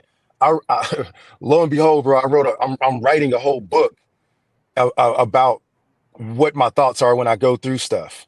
You know what I'm saying? And go through hard times. So that way I can be able to help somebody else out. And that's the one thing that I identified in there is that number one, you have to be able to, identify whatever your problem is. You know what I'm saying? If you don't know what the issue is, you have to identify it. You got to be real with yourself. You got to say, okay, I have this back surgery, but what caused it? What was the original factor for it? You know what I'm saying? How can I change that holistically? And so you have to be really real with yourself. You have to identify and write down every single problem, every single issue, and just be honest with yourself. But at the same time, I call it HOP, honest, open, and professional. You got to treat yourself the same way too. You can't beat yourself up and just be like Dirty was talking about. He's like, man, I look back on my life and I feel bad. I'm like, as soon as I heard that, I wanted to hop on. No pun intended. But HOP, honest, open, and professional, you got to be that same way with yourself. You know what I'm saying? You can't talk to yourself in a negative light and be like, man, I'm just a piece of shit. I'm never going to amount to nothing. You have to talk great to yourself. You know what I'm saying? You should feel bad for even just saying that to yourself, because then that's going to project out to other people. It's like that cartoon, bro. You know what I mean? You got the little angel side of yourself on this side. You got the devil side on the side. It's just who do you give into? You know what I mean? Mm-hmm. It really comes to, the feeling is natural. That's a natural feeling. And for those that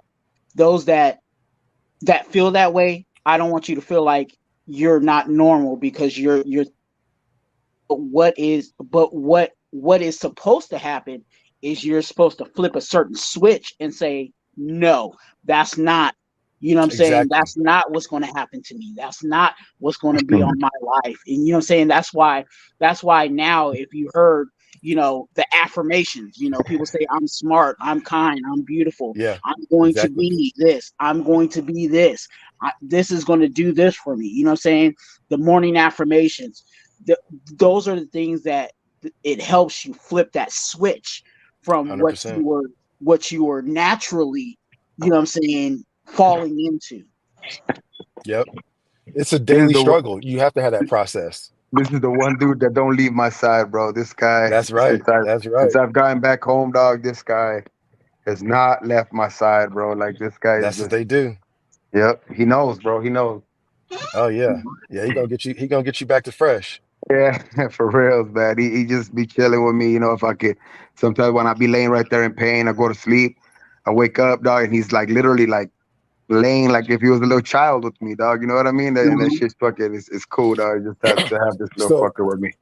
so look, you're not gonna be the last person to be going through a back surgery, right? Oh hell I no. mean, we can all agree on that. So like the thing Shit. is like, bro, you need to make sure that you write down all the little intricate details that a person's gonna need when they like a pet.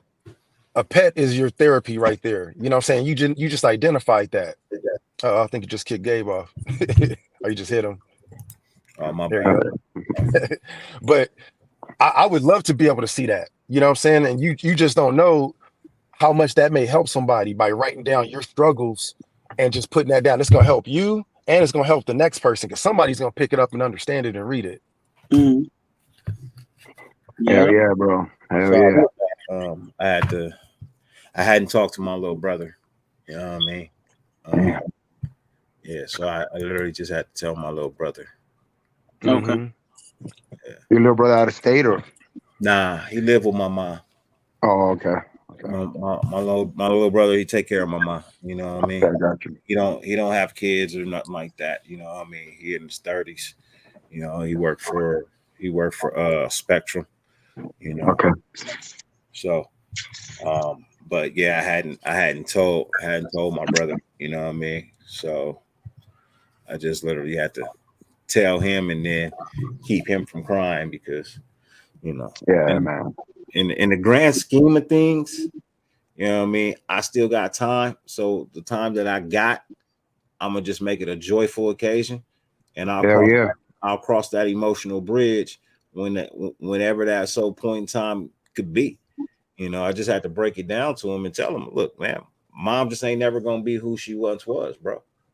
Doesn't with everything that's going on doesn't mean that she's leaving, bro. You know what I mean? It Mhm. doesn't mean that she's dead, nothing like that, bro. She could live another 14, 15, 16, 20 years, never have another stroke. Just understand she's never going to be who she was. And for Yeah. that entire time, bro, you know what I mean? I got to go to war for my mom like she did for me when I was a baby and couldn't do shit. So, Mhm. in all honesty, is you gonna cry? You know what I Yeah, mean? Or yeah. you gonna go to war with me? You know what I mean? Like, how bad I felt, dog. Like, I was in the hospital for fucking Mother's Day and shit like that. You know what I mean? And I know my mom's, you know what I mean, because she goes through the same shit, dog. Like Twan was saying earlier, we can never, exactly feel how the other person is feeling or anything like that. But you know what I mean? Like similarities are like my mom don't recognize it sometimes. You know what I mean? She don't know who we are. She don't know who, so it's just she's going through that dementia stage. You know what I mean? She, Mhm. Mm-hmm. she she's in and out of the hospital and shit like that. You know what I mean? And it's just she's already had multiple scares in the last year. Dog, she fell, broke her hip. You know what I mean? It's just like it's just it could be a mental struggle, dog. It's just just got to push through it sometimes and just be there for our brothers. You know what I mean? That's the Yep. reason. That's the one main reason why I'm here right now, man. Yeah, man. Exactly. Because at the end of the day, that's really what of course the loss is the ultimate sacrifice, and the people that's there for you when you're going through it. Like I know you guys all know when you go through some losses, whatever it be with work, family, whatever it may be, the people that show up is very, very rare. That's where the air up there gets real thin. That altitude, people can't handle that altitude when you go high in the mountains of life. You know what I'm saying? Your friendships and your bonds, you may get like a phone call from like one person. So the thing about it is what I learned through going through positive and negative stuff is like, you really got to appreciate the ones that show up for you. Cause like, even when I was down and out, like I would have people that would show up at my doorstep and I would get mad. Like, man, what the fuck you doing at my house, bro? You know what I'm saying? Like, get up out of here. You know what I'm saying? But that's like, that's your people showing you love. You know what I'm saying? So you gotta embrace it sometimes. And that's where I've learned and grown and been like, man, when people really show up, no matter what the situation, when they show up for you, like you gotta really show up for them too. Or at least you gotta understand Yeah. their situation and why they showed you that love too. Cause man, it can get that altitude gets thin, that air gets thin up there when you're going Yes, through some sir. shit. It really do. But yeah, man, I'm happy that at least we had a chance to all talk together and do this stuff too, because like you talked about with your moms, man, like on my dad's side, like this nigga can't die, bro. Like, god damn, like he was supposed to be dead a long time ago. Right. My pops has had 6 heart attacks now.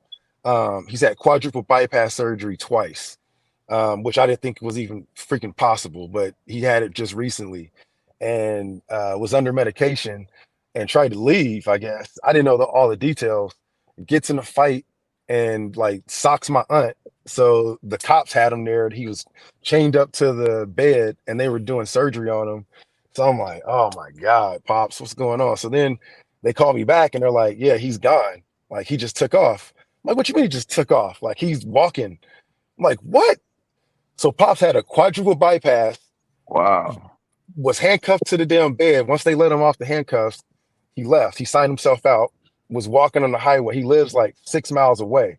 This Dang. motherfucker, this motherfucker got home. And I'm like, they called me and they're like, so your dad, you know what I'm saying? Your dad signed himself out the hospital. There's nothing we could do. They called me like 3 o'clock in the morning. And I'm, you know what I'm saying, going through it. I already knew you 6. I'm in the gym and shit. So I'm in the gym on the fucking treadmill when they calling me. I'm like, oh, okay, all right. So I'm like, well, that's it. Like this motherfucker's about to go in like, you know, it's like a horse when they getting ready to die. He gonna walk off in the sunset in the pasture. I'm like, he just gonna walk off and die. So I had already planned on it, had made peace with it. You know what I'm saying? Went through all the whole process, I thought. 8 o'clock in the morning. Guess who I get a phone call from? Dang. This motherfucker, bro. Hey, what's up, man? What's going on? I'm like, bro, wait, where are you at? Yeah. Bro, my man was at the crib eating breakfast, bro. I'm like, you need to go back to the hospital. Ah, man, fuck that, man. Fuck that shit. I'm like, God dang, Pops. Yeah, Bro, that's it's fuck. crazy. It's crazy, bro. It's crazy. So and the crazy part is like all the men in my family is like that. All the men on my dad's side is all like that. Just like me. Just I don't know. So at least if anything, the stubbornness in my pops, at least I appreciate that. Because I know how to harness it a little bit better than he can. But God, Got you, he's like bro. die hard, bro. He's Is like die there hard. any reason why it may be busy? Yeah, shit. That's just fucking, yeah, I got fucking my pops, dog. Like, I've told the story, plenty of times, you know what I mean? That shit was just, Yeah. that was my, that was my best That was your friend, dog, you know ace. what I mean? Yeah. That was my best Yeah. friend growing up, you know what I mean? And shit, like, one day to another, you know what I mean? And I could see us as young people, and me, my brother, my sister, you know what I mean? We still kind of had our own lives to live and all that shit. But my moms lived moms and dad lived for each other. You know what I mean? So it's like Mm-hmm. when she lost her other half, you know what I mean? It was just like it was just always you could tell her health started deteriorating since then. Yeah, I mean, you could tell slowly, but it's just like at this point, sometimes you could tell she's just tired. She talks about there's days where she scares the shit out of us. You know what I mean? She'll be talking about like my Mm-hmm. dad will be right there, or Mm-hmm. she'll say my grandpa, her dad is right there at the feet of her bed. You know what I mean? Just we're massaging her feet or something, and it's just it's like what like and I know in our culture, I'm pretty sure, you guys too, you guys probably have had the same shit too. You know what I mean? It's when family members start trying to kind of going through that, you know what I mean? You kind of feel like, you know, they're seeing the light, you know, on the other side. You know what I mean? Oh yeah. Oh yeah. And that's what it is. You know what I mean? Yep. It And, does. and That's a fact, bro. We the It's people salute. Brian, it's salute. What's good? T, salute. Writer Chris, what's good, man? Salute. Yeah, no, I sorry about that, man. I had to yeah, you good. mom's call. Okay. She couldn't hear me, so I told her I'd call her back on her phone. Because I have all her calls forwarded to my phone right now. So any call going to her cell phone comes to me. I don't need nobody bothering my mom right now. You know what I mean? Right. I feel like if you're important enough, you know what I mean, I'll give you the number to the room. You know what I mean? You can call her on that phone. So but I tried to call her room and it was just busy. So I had to call the hospital to see if somebody could go in there and check and make sure it was on the hook. And sure enough, it was off the hook. So but she's asleep now, so I'll call her. I'll go see her in the morning. I got some family that's supposed to be there tomorrow, so I'll go see her. I'll go see her in the morning. Yeah, Gabe probably could tell you, man. Being in that hospital, them nurses be in and out of that room all the time. So if moms can get a little bit of shut eye, kind of let her do that. So that's good. Yeah, bro. That she's on the phones. You know what I'm saying? Yeah, the day I got back from you know, fucking hospital stay, dog, like that was the best sleep I've gotten, dog, because you know it's hard to sleep in there, though, you know, especially when they have to come and check your vitals every, you know, 2 hours, you know, give you medication and this and that, you know what I mean? And it's kind of hard to get some sleep. So yeah, if she can get some shut eye, that's Man, great for her body, you know what I mean? I did I think I want to say almost 3 months in the hospital, bro. Damn. Crazy, man. It came to a point where I was like, man, do I have to be here? Can I go home? For reals, bro. Because it's like, well, you know, yeah, I guess you can. You know what I mean? I said, man, if I can go home, man, I'll go home, bro. My motorcycle annual was coming up too in like a couple of days. It was the first one, bro. It was the first one I was gonna get to attend. You ain't shit, man. Look. So I'm gonna tell you, bro. Nah, don't tell me shit. At the time, Kush, look, I'm dedicated, bro. I'm a prospect. I can hear it, bro. Bro, I'm not even a full vested member at the time, bro. I am a prospect. Time out, bro. You was in the hospital for 90 days, bro, for 3 months, for 90 fucking days. What do you mean you tried to get on the damn motorcycle? Annual. They're like, fuck that. Bro, because look, at the time, if you don't work an annual, you don't get your vest. You know what I mean? You don't get your vest until after you work an annual. That's when you get your colors, bro. So that means you had to wait a whole nother year? I would have had to wait a whole nother year, Tom. He's like, fuck that. Hey, wheel me out on the gurney, dog. I'm there. Hey, bro. I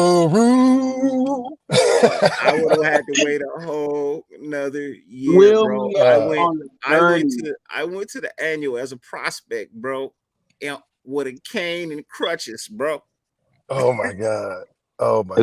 Fuck, man. It's crazy because like the first day after surgery, right? They're like, okay, we have to, you know, it's just in case we know you're not gonna probably be able to get up or anything like that, but we at least have to have you try. So I was like, I got up and I was able to stand up, you know what I mean? But as soon as I tried to take that first step, dog, I was like, whoa, like a fucking, I was like, timber, you know what I mean? And it was like I was fucking falling over it up, but you know, now I'm up to like, you know what I mean? Shit, I took it like I have like little step counter on my shit and just to like, you know, try to track my steps while I, you know, when I'm doing the actual exercise. Shit, I went up to 206 steps today, dog. So you know what I mean? So it's like little by little, you know what I mean? Just trying to Hey, get up there, you know what I mean? So Nation, y'all need to send Gabe some motivational stuff to watch. I'm gonna watch all the creeds again. You know what I'm saying? I'm gonna send you know who David Goggins is? hell yeah. Yeah, Sleep. I'm gonna send yeah. Sleep is for the weak. Yeah, bro. I'm gonna send you David Goggins. His ebook, dog. It's on YouTube, bro. I'm gonna send you that shit. If you haven't read his book, it's called Can't Hurt Me. Yeah. Bro, that should have had you ready to run through a damn wall, dog. Oh my God. Yeah, So David good. Goggins is something else, dog. David Goggins, that dude could that dude will have some inspirational shit in you, man. Like in a second. Shit. You hear a couple of his words, you'll be like, all right, Yeah. I'm ready. You This shit know, ain't another nothing. one that I got put on to was I want to read the Violators book. That book called Walk. I gotta get that one. I'm gonna get you guys a copy of that. Who was that one dude that inspirational feature before, dog? He had some fucking big old hand. He came out on that one Tony movie, Tony that's Robbins? Tony Robbins, yeah. Tony Robbins. Yeah, that's Tony. Yeah, Yeah, okay. that's the goat. That's the goat. That's the Yeah. goat. Even on them late night infomercials since the For 80s and shit. reals. He'll have you I'm be getting them like, books. he'll be like, what? Shit. I'm not sleeping. I'm about to go read a book. Shit. What? Bro, yeah, for real. Tony Robbins will have me out there running at midnight, bro. I'll be out here getting like 10 miles in and shit, man. For real, man. Tony Robbins, those dog, those guys have a gift, man. Fucking, those inspirational type speeches. They Yeah. have that shit, that title for a reason, man. You know what I mean? They do a thing called NLP. It's called neuro linguistic programming. And they do it by telling stories, and they make you remember it. You know what I'm saying? Okay, there you go. That's you in the crutches. That's me with the cane. With the cane. Bro.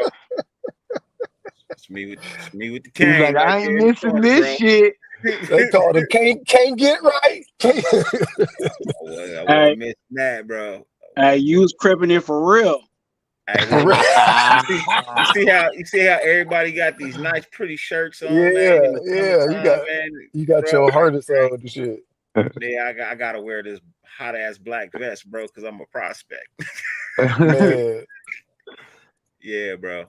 Yeah, so Hey, but you made it. You made it through that day, and so that shit, that was like, there it is. Now I'm here. Yeah. That's Bro. what's up. Exactly. That's what you got to do Yeah, bro. Yeah. sometimes. I'm just glad we fucking, we able to hear, still talk like this. You know what I mean? Because sometimes we're going through it through the nation and shit. But these type of times, help us remember. You know what I mean? What times are important? You know what I mean? Yeah. Just remember, forming, storming, I could've been norming, here. performing. I could have been here. You know what I mean? Instead of there. Yeah. I told you to go there instead of be here. For real, bro. Look, at some point in time, bro, you start to get complacent. You know what I mean? I was having 3 meals brought to the room every day. You know what I mean? Not really doing nothing, bro. I just started being like, man, I miss the outside world, bro. Fucking meals, man. You get tired. They're all right, but you get tired of them after a fucking a week bro. and shit. Like, damn. The TV don't have many channels, bro. And then you get that. You had that volume on the control. You got to have it like this and shit. Man, my mom brought my Xbox to the hospital, bro. I couldn't go nowhere, bro. Bought the Xbox, bro. I'm just glad I have my phone, dog, because my phone has like that one app that I have on the Fire Stick. Yeah. On the Fire Stick. So I was watching movies all. I couldn't sleep. I couldn't sleep all night. I was watching movies all fucking night, dog. Like, hey, thank God you got that. You was probably gonna be watching Prices Right the whole. Because they got Mm-hmm. movies on demand. You know what I mean? So you could just pick a movie. You know what I mean? Shit, boom. not at my hospital. No commercial. Oh shit. I mean, they had cable. They had cable. They had ESPN and all that shit. But did you get they didn't have that food when you were hungry? Did you at least get to order food when you wanted? Yeah, they gave you a little. They gave you a little menu. It was somewhat of a menu, but they gave you something. The night before they would give you the breakfast menu. You know what I mean? And just like before. You stayed at UC Riverside. Yeah. I stayed at UC Irvine. Oh, that's why. Hey, that's where shout out to what was it, Baker? Remember she was saying that? She was saying her sister's a surgeon over there. She was like, it's good over there. Shouts out to UC Irvine. So I had a nice big 48-inch screen in the room, you know, Like mounted on the wall. my hospital stay would have been perfect, dog. Like I wouldn't have minded because I had the phone, like I'm saying, you know what I mean? So I didn't really care about the TV and all that shit. But what was pissing me off, dog, was that like the neurosurgeon would come in, dog, and he would be like, okay, we're giving, you know, you're in a lot of pain, so we're gonna give you this and this, you know what I mean, around the clock. And then the nurses would come in a couple hours later. Oh no, they DC'd this, they DC'd this, they DC'd this. I was like, so what the fuck am I supposed to be taking? Like what like you ain't gonna give me shit. You're like, no, you have like another 6 hours until your pain medicine. I was like, what? I didn't have pain medicine for like a 6 hours already. Like, what are you talking about? I had to, bro. I went. I fucking. It wasn't pretty for that nurse that night. That I'll tell you that for sure. Though. That it wasn't that. Yeah, because I was like that was the last. I was like, nah. You have me in pain already. Like, nah, fuck that. They worked on a couple levels. Kush. You know, you said you had a laminectomy before too, right? Yeah. So Mm-mm. they no. I've seen it Well, before though. You talking about they diminished? Oh, okay, yeah, they worked on two levels. You know what I mean? They worked on two levels of laminectomy, my L4 and my L5, and then Yeah. they basically in both they have to have. They also performed a discectomy, which they also removed bone spurs. Mm-hmm. You know what I mean? Bone spurs that were in there that were causing the like the facets. You know the facet joints, I guess, Yeah. Yep. to like start. They were basically squeezing my fucking nerve. You know what I mean? So yeah, man. Just if anybody out there, man, just Google laminectomy, man, bro. Yeah, they literally like shave down the bone to get you know to get to your basically your nerve root system to open room up and shit like that. So yeah, man, they basically cut two little pieces out of my fucking my spine. Basically the two little when you run down the back of your spine, the little spiky things that you feel, those things. I don't have two of them because they basically shave those down on two of them to get to my nerves. So this is So yeah, that shit was that's what basically hurts the most, dog. The bone, the actual shaving of the bone is what's causing the pain, pretty much. this is a room at UC Irvine, and the TV is no longer there. They got the big flat screens now on the wall. But this is a room at UC Irvine. This is exactly. This actually looks like the room I stayed in because this shit. I looked at this shit every damn day, but it's like 15 rooms along that side right there, so it could be either one. But I looked at this shit every damn day, bro. That's the block of orange. Gabe know where that is. Where let me see. Oh yeah, The the block of black orange. orange. Yeah, Yeah, that's look what at that that is. shit, dog. Shit, see now, see shit. You give me a room like that, shit, I would have been like, hey. Bro, my homies was coming over. We was playing Xbox, bro. We was chilling. You know what I mean? Like, but that was my room. You know what I mean? That's what's up. Yeah. So it was a nice big room, and then they had a menu. You know what I mean? Like they had a menu. You ordered what you want to eat. You know, Yeah, don't, they had a breakfast menu, lunch menu, dinner menu, bro, and they had each section had at least 10 options. You know what I mean? So you never had to eat the same thing twice in a week if you didn't want to. You Damn. know, they each had like 10 different options. So, but after 90 days of that shit, bro, for It real. ain't. It all you tastes the know what I mean? same. Hey, And it's them all dirt. it's all because I had a wound vac on. You know what I mean? Yeah, like I had that a shit. wound vac. That shit was horrible, dog. Like that fucking reservoir, the shit that they put on you after your They can't fucking send you your home with it. surgery.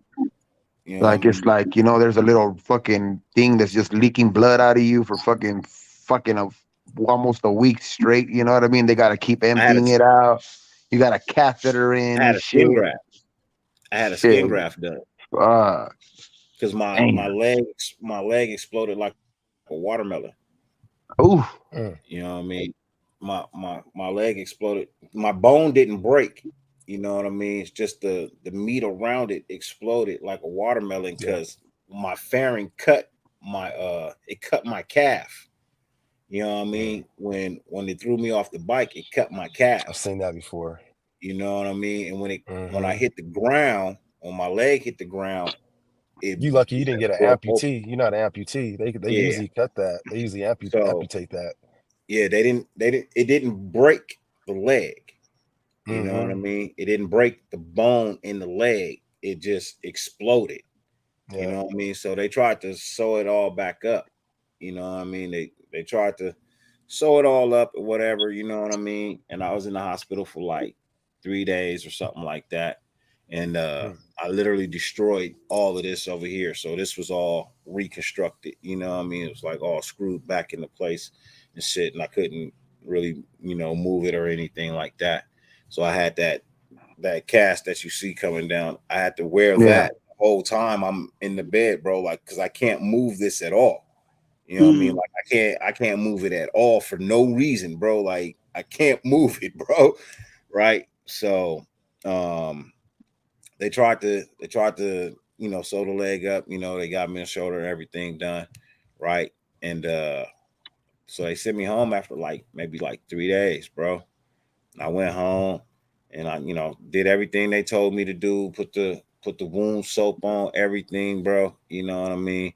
I was home for like maybe 2 days, bro. And then my leg just started hurting. You know what I mean? And I had the bandage and everything on it like I was supposed to, been cleaning it, everything, had the bandage on it, never let it be exposed, nothing, you know what I mean? And bro, I took the bandage off, bro, and my leg was fucking black. You know what I mean? My leg was black, bro. I took a picture of it. I sent it to my girl. She was my girlfriend at the time. You know what I mean? My wife, she was my girlfriend at the time. And she was RN. So I took a picture of it and sent it to her. I said, babe, just don't look right. And she hit me back. She's like, you need to go to the emergency room now. Mhm. Like, not an hour from now, like right now, bro. So Mhm. my mom took me to the emergency room. When I got to the emergency room, bro, they rushed me back for surgery. You know what I mean? And then the only way that they could save like my leg, bro, you know what I mean, was to do a skin graft and hope that it takes. You Yeah. know what I mean? And fortunately it did. You know what I mean? Because had it got any deeper, it would have got into the bone, and then yeah, you're right, Twan. They would have had to cut it off because the bone would have been infected. You know what I mean? So Yeah, um, gangrene. didn't get to that, but this is the end result of all of that. Damn. You know what I mean? This is the The bone graft, skin graft, the skin graft. I mean, all the way to the back. You know what I That's mean? pretty clean, actually. Yeah, I mean it's taking time. You know what I For your mean? leg, for it to explode like a watermelon like that, But they the they thing did pretty about damn it, good. the thing about it is, at the end of the day, I have to sleep with my feet like this Mhm. For for life. and for life. Not only that, there's times in the day where I'm not putting my feet up because I'm trying to be an asshole. I'm putting my feet up because the vein, the vein that sends the blood down and back up from that scar down is not there anymore. You know what I mean? It's not Mm-hmm. there anymore. So I have to put my foot up because that fluid it'll go down, and I got to get it to go back the other direction. Mhm. A lot of nerves have been taken out from that area too. So now, like, if I touch that area, I feel it somewhere else, but I Yep. don't feel that area. You know what I Right. mean? So, but if I hit it on something, bro, if I hit the bone on something, oh God, bro, that's excruciating because the bone is like literally right there. You know what I mean? There's no real meat or nothing around it to Yeah. protect it, bro. The bone is right there. Like Hey, and look. if you touch my leg, bro, you will feel the fucking bone. Like Hey, you'll feel it. don't be using that as an excuse, nigga. I'm still gonna dust your ass off in a foot race. I don't want to hear no bullshit when I dust Bro, you. When I dust you this I'm foot gonna race. just tell you this, bro. I'm gonna just tell you this, bro. You can still get this work. I'm gonna just tell you this, bro. I don't want to hear no excuse. That's all you gonna see. Nah, for a while, maybe YouTube, bro, they was calling me Shark Bite. Yeah, I mean, they was calling me Shark Bite for a long time, bro. Until that shit like What the fuck? was healed. Like, But the shitty part about it is they took the skin from my inner thigh, Yeah. right? They took that shit Yeah. from my inner thigh, and that shit will never stop itching. So Mhm. people be like, bro, you got something wrong with you or something? I'll be like, nah, bro. Like, I had a skin graft done and they took the skin from my inner thigh. So I'm not Yeah. scratching my nuts. I'm scratching my thigh, bro. Because that shit always itching, bro. You could put Yep. lotion on top of lotion on top of lotion. Nigga, that shit still itches, bro. Have you tried CBD cream? Bro, I've tried everything on this planet. That shit itches, bro. When it itch, it itch. I mean, the skin is Damn. grown back over, but you gotta still remember when they go and take that skin graft, bro. You know what I mean? It still leaves nerves exposed, and even though the skin may grow Mhm. back over, those nerves will never connect like they're supposed to. So at certain times, it get itchy. You know what I mean? And I was you know, gonna say a crazy joke, but I'm gonna let it go. let it go, let Let it it go. go. I'm gonna let it go this time. I'm gonna let you live tonight. I'm gonna let you live tonight. Hey, he said I got the pictures from my thumb. If anybody can, Raider Two Face must got his thumb cut off. I had that with this finger with that one right here. That almost happened to that one. Hey, all I know is them nurses. They be mad at me because they be like, "Why is he always asking for Jello?" I don't know what it is, but that hospital Jello hit different. It'd be killer. It'd be killer. That's the best thing you could get there, bro. That's the best. I used to be killing the crackers and the Jello. You know what I'm saying? That's the most easily absorbed thing up in that joint. I got a question, man. I'm gonna show y'all a picture, bro. I'm gonna ask y'all, man. Do I look Latino in this picture? Yeah. Tino, Antoine? let's see, dog. Let's see. I'll tell you right now. I'll tell you right now. you said Latino? Oh fuck yeah! Oh yeah, hell yeah, nigga. What the hell, man? Hell yeah, you look Latino. You look Dominican. You look Dominican. That nigga Gabe said, "Fuck yeah, bro." Hey, bro. Why you set yourself up like that? Look, bro. Because Hey, I look, need to bro. laugh, Look. bro. Because Hey, bro. laugh, I bro. ain't laughing at you. I I'm don't have. laughing with Hey, you. look, I may poke fun at everybody, bro, but I also have a sense of humor where I could poke fun at myself too, bro. Hell yeah, You know what I mean?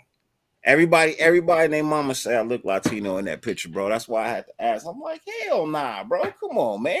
Now you had the bald head and everything, dog. Yep, That's what I'm yep. saying. The low on shit. Had the low tone, had the goatee all edged up, look like you just came fresh from the shop. You know what I'm saying? Had the earring. Yeah, man. He was Sound ready. I like got you some had pictures like that. that picture sound like it had some war in the background. You know what I'm saying? What it is it good for? Oh, Since man. no kid was a friend of mine. Nah. You know what he was playing? And that nigga was playing Eminem. He had some Eminem going on. Oh yeah. Look at Dr. Dre. Yeah, those were the tow truck days, bro. Those were That's a young Dre, that's the days of the tow truck, bro. bruh. This nigga was out here pulling them. He was pulling them every stop. Hey, look, I tell you what, he was pulling them cold. He was pulling them cold out there. I already know. Man, life has been fun, bro. You know what I mean? Yep. Life has been fun. This was my first bike right here. I'm sorry, man. I know it's mental health, bro. When I get into mental health, bro, I like to travel down the road sometimes, man, and just look at all the good things that I have done and had fun doing. I stumbled on this photograph. This was It my made me laugh. This was my first bike Look right at here. dirty. Look at dirty. Right I down love, memory I lane. love this bike. This bike was so much fun. That was my Cowie 636. My fucking bro is just he's on the verge of grabbing one right now too, dog. I think he told you. Remember last time we were? Yeah, He's gonna try to get his Harley. shit. Hey, I hear you, bro. I'm on the verge of getting one too. So I seen a sick ass one over the weekend, bro. While I was out, Kush know where I was. I showed Kush the Yep. video. Mm-hmm. Hey, if you guys, if anybody's looking for a Harley in Northern Cal, get at me. My uncle sells them. all right, Okay. shit, okay. This was my second bike. This was the one I got after the crash. I love this one though. This was my favorite rocket, bro. I love the shit out this one. Oh, that's nice. Oh, nice. Bumblebee. Yeah. Bumblebee tuna. I went from the Bumblebee 636. That shit. Said fuck it. I Bumblebee got the tuna. thigh wow. I went and got the thigh wow and said fuck it. Yeah, you was out there wilding on that one, boy. I could tell. I could tell from them tires. You was out there wilding the fuck out. Yeah, this was my baby. You know what I mean? This one was out. This one, guarantee you wouldn't. Nobody was outrunning this one, bro. Nobody was outrunning. This the one I broke 200 on. Yeah, this the bike I broke 200 on coming from back. And 200 on a bike is like damn. Yeah. Because shit, I went like 167 in a car, dog, and that shit felt fast. Like 200 on a bike though, and the fucking shit hitting you, woo! Everything just it's just going like that at that point. Alfred said I was a cholo in a parallel universe.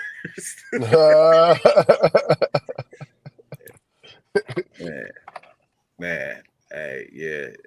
Like I said, I apologize. I just, you know what I mean? I like to take a trip down memory lane every now and then. You missed it, but you know what? That's why you my bro, because even though you wasn't here listening to it, I was talking about the exact same thing, talking about you got to have a little I love me time, because like I'm about to do it right now. Look what I did. Look what Young Kush did for me a couple days ago. I went and got me some licorice, had it waiting for me because I knew I was gonna have this munchies, dog.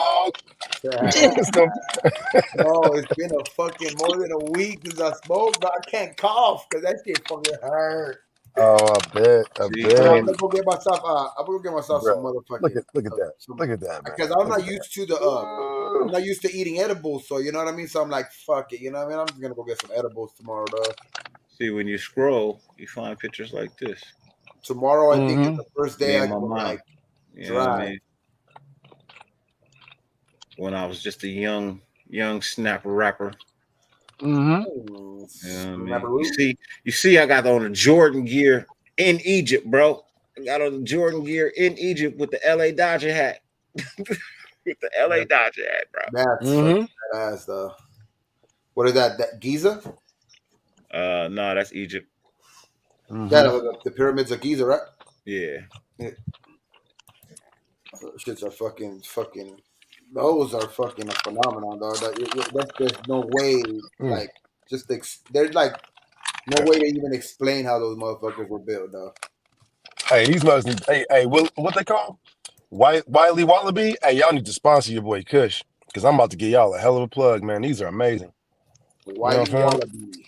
Woo! These motherfuckers are control. Where was that? Johannesburg? Nah, this was my elementary school, bro. Dude, that look like Johannesburg, bro. What the hell? Where you at right there in the middle? Nah, that's actually South Central Los Angeles, bro. I'm just fucking with you, man. Oh shit! Close enough. Shit, motherfucker. Hey, you see. I told you Johannesburg, nigga. I told you it's Johannesburg, nigga. That's Johannesburg. You see who the lightest nigga in the picture is, bro. Bro, I'm telling you, man. I got picked on, bro. Got picked on a lot, bro. Light skin. Yeah, I got picked on. Hey, black people can be the coldest people in the world, bro, because Every other race don't understand this, bro. I mean, Latinos have it too. They got wetters. You know what I'm saying? Shout out to the wetters. I didn't seen a couple of them in my lifetime. But man, black people can be the cruelest because we have divisions. We have dark skin, we got the light skins, and then we got like the brown dudes. You know what I'm saying? Right in the middle. And that division, my mom talked about it as a kid growing up in the 50s, bro. Like she couldn't even get a date because she was dark skinned. They would treat her differently than the light skinned people, light skinned girls. And it was Yeah. division because of their hair and everything, bro. They were treated completely differently, bro. Men too. You know what I'm saying? But women really faced it. They really had it bad growing up in that era. If you were light skinned, dark skinned, big difference. And that goes back from slavery days too, you know. Yeah. Man, no. I mean, that's how they divided us. You know what I'm saying? Mm-hmm. Dark Mhm. ones was outside, light ones inside. That's why they Yep. made. That's why they made it like that for a reason, dog. So they can hate each other. You know what I mean? So like they can have envy against each other. You know what I mean? Like, Mhm. Well, you know, why I'll be real with you too. A lot of it is because half of them was their kids. The light skin ones was they Oh, because exactly. I'm the ancestors of that. I did my DNA, found out. Well, they contacted me. We found out that that's the result of my whole family. My bloodline was through slavery, and you know what I'm saying the slave owners was having kids with the great great great grandfather of the Fisher's family. You know what I'm saying? And boom, next thing you know, he's fighting in the war. He's Civil War vet. He had to fight for his own freedom. Just me and my best friend in Vegas. Oh, y'all wilding out. Yeah. Y'all know y'all wilding out because y'all just up there just chilling. Like everybody looking at y'all like, what is these niggas doing? What y'all going on? The Y'all homie, talking some shit. the homie ain't even got an undershirt on. You know they wilding out. Mm-hmm. Hey, Mm-hmm. hey, so I called it. This nigga's nickname with me, bro. I call this nigga shirtless in Seattle. Shirtless. I call him shirtless in Seattle, bro. This nigga's quick to take his shirt off, bro. Like this nigga has no problem taking his shirt off, bro, and flexing on people. Like this nigga's all, bro. I'm telling you, bro. All-Star Weekend, Las Vegas, man. I'm gonna tell y'all a story. Tell you a little star. So, All-Star Weekend, Vegas, bro. Gabe, remember when that was? You know what I mean? The very first All-Star Weekend that they had in Vegas, bro. This shit made headlines. Niggas came from everywhere. Everybody had to be in attendance, bro. Right? Man, this is my first time. Like, Are you talking about NBA All-Star Weekend? talking about NBA All-Star Weekend, bro. NBA I got a story All-Star about that one too. Okay. Yeah. Yeah, well, I'm talking NBA All-Star Weekend, bro. Funny thing about that picture, bro, I actually got a broken foot in that picture, bro. I'm just standing up for the photo, bro. But in all, I have a broken foot. I broke my foot a couple of weeks prior to that. Man, he's always breaking some shit, man. Damn. Sorry, man. I'm in Vegas, All-Star Weekend. Me, my boy, you just saw in the photo, bro. And it's like, I mean, it's 3 cars, 4 to a car, so it was like 12 of us, bro. You know what I mean? It was 3, maybe 4 cars. It may have been 4 cars, but it was 4 to a car, bro. It was 4 to the car. It's my first time on E. I had never done ecstasy before. I'll say less. Yep. Say He less. was lit. I was wondering what was going on with that goddamn picture. I knew that was a story. Nah, this ain't even that weekend, bro. This ain't even that weekend. This is a whole other weekend, bro. This is that weekend was years later, bro. You was rubbing the furry wall? Nah, I didn't do a Jeffrey. Not a Jeffrey.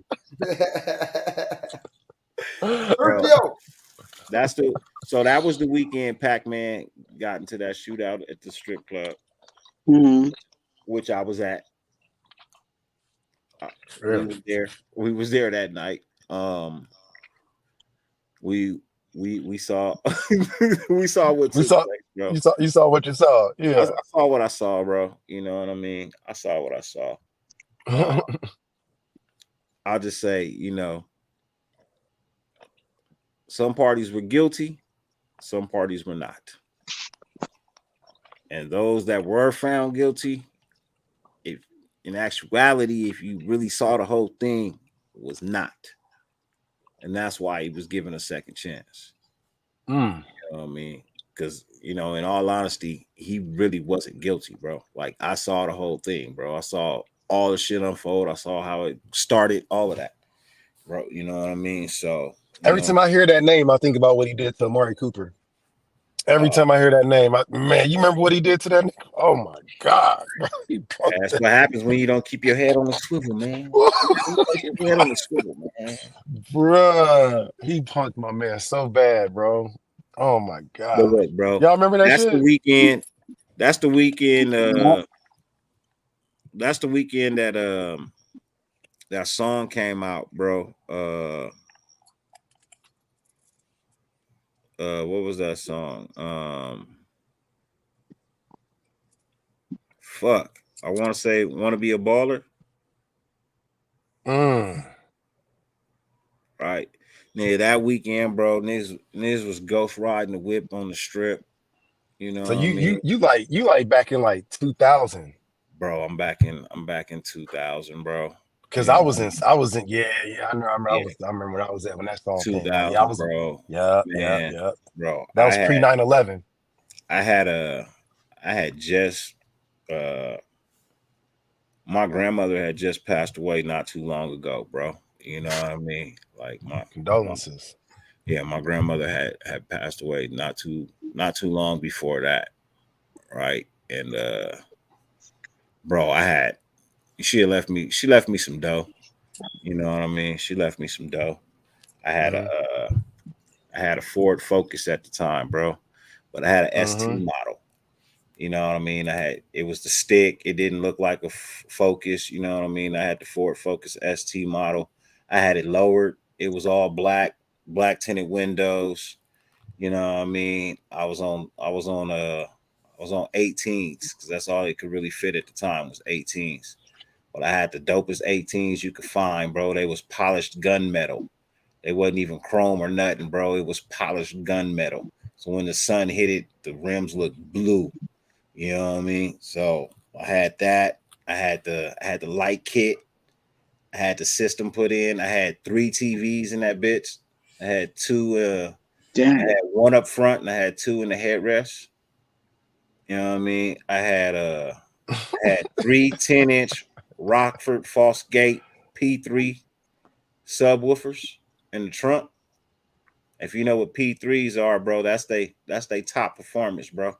Yeah. That's they top performance. Them P3s, bro. I had 3 10s in the trunk, bro. We went over to what is now called the Hard Rock Hotel. No, not the Hard Rock, the Tropic. No. What's the one over there with the by the balloon? You know what I mean? But it's not. It's like a little bit over this way. Planet Hollywood? Planet Hollywood. It's now Planet Hollywood. You know, when you pull into their parking lot, there's a little spot where the whole, you're now like in the center of the hotel. Yeah. You know what I mean? But it goes straight up. You know what I mean? Like it's open. It's everybody's balconies, bro. You know what I mean? It's everybody's balconies, bro. I went rolling through there and I had the music up. Well, mind you, like I said, we was on X. We had big gallons of orange juice. You know what I mean? We had big gallons of orange juice. Bro, we had big gallons of orange juice, Gabe. We was smoking, you know what I mean? We was drinking, bro. You know what I mean? Luckily, everybody got home safe. I wouldn't recommend doing it again, but I enjoyed myself, right? Bro, I had the music beating, bro. Beating, bro. It beat so much, bro, that the hotel went up like 20 floors, bro. Everybody was outside on their balcony partying, bro. Because that weekend Vegas is sold out. It had never really sold out like that before, bro. It was so many people there for All-Star Weekend. You know what I mean? All-Star Weekend in Vegas. Yeah, you wilding out. E40 was performing. Shaq had the comedy concert thing going They on. say Shaq. bro. They say Shaq always has the best parties. If you go to any All-Star event or any Super Bowl, Shaq has the best party. It was the first time the NBA had ever touched down in Vegas, bro. And it was for All-Star Weekend. You knew it was gonna be off the chain, bro. That was a had to go, bro. We didn't even have a room, bro. We stayed at the homie house who had just moved out there like 6 months before. You know what I mean? Like 9 of us in a 2-bedroom apartment, bro. Yep. That's them days. You know, some of us found other places and accommodations to sleep, but you know, that's neither here nor there right now. You know, Yeah, they was just huddling. They was huddling up. They did a little huddle. Yeah, that's neither here nor there right now. Mm-hmm.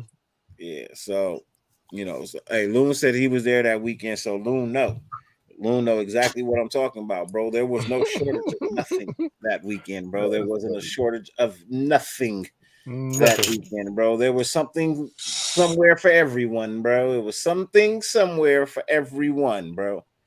You just had to make the right choice. Under the rainbow. Yeah, you just had to make the right choices. But that weekend, bro, like we partied, bro. We got there on Friday. We left on Sunday. I think we slept maybe a total of like 3 hours, bro, the whole time we was there. You know what I mean? When I say we left Friday, bro, we left early Friday, bro. 11 in the morning. We was out. We hit the road. We was ready to party. When we got there, bro, we partied. You know what I mean? I had a little dose, so I wasn't tripping. You know what I mean? I had me a good time. Had some fun. Mm-hmm. Stories to look back on. Memories like the corners of my eyes.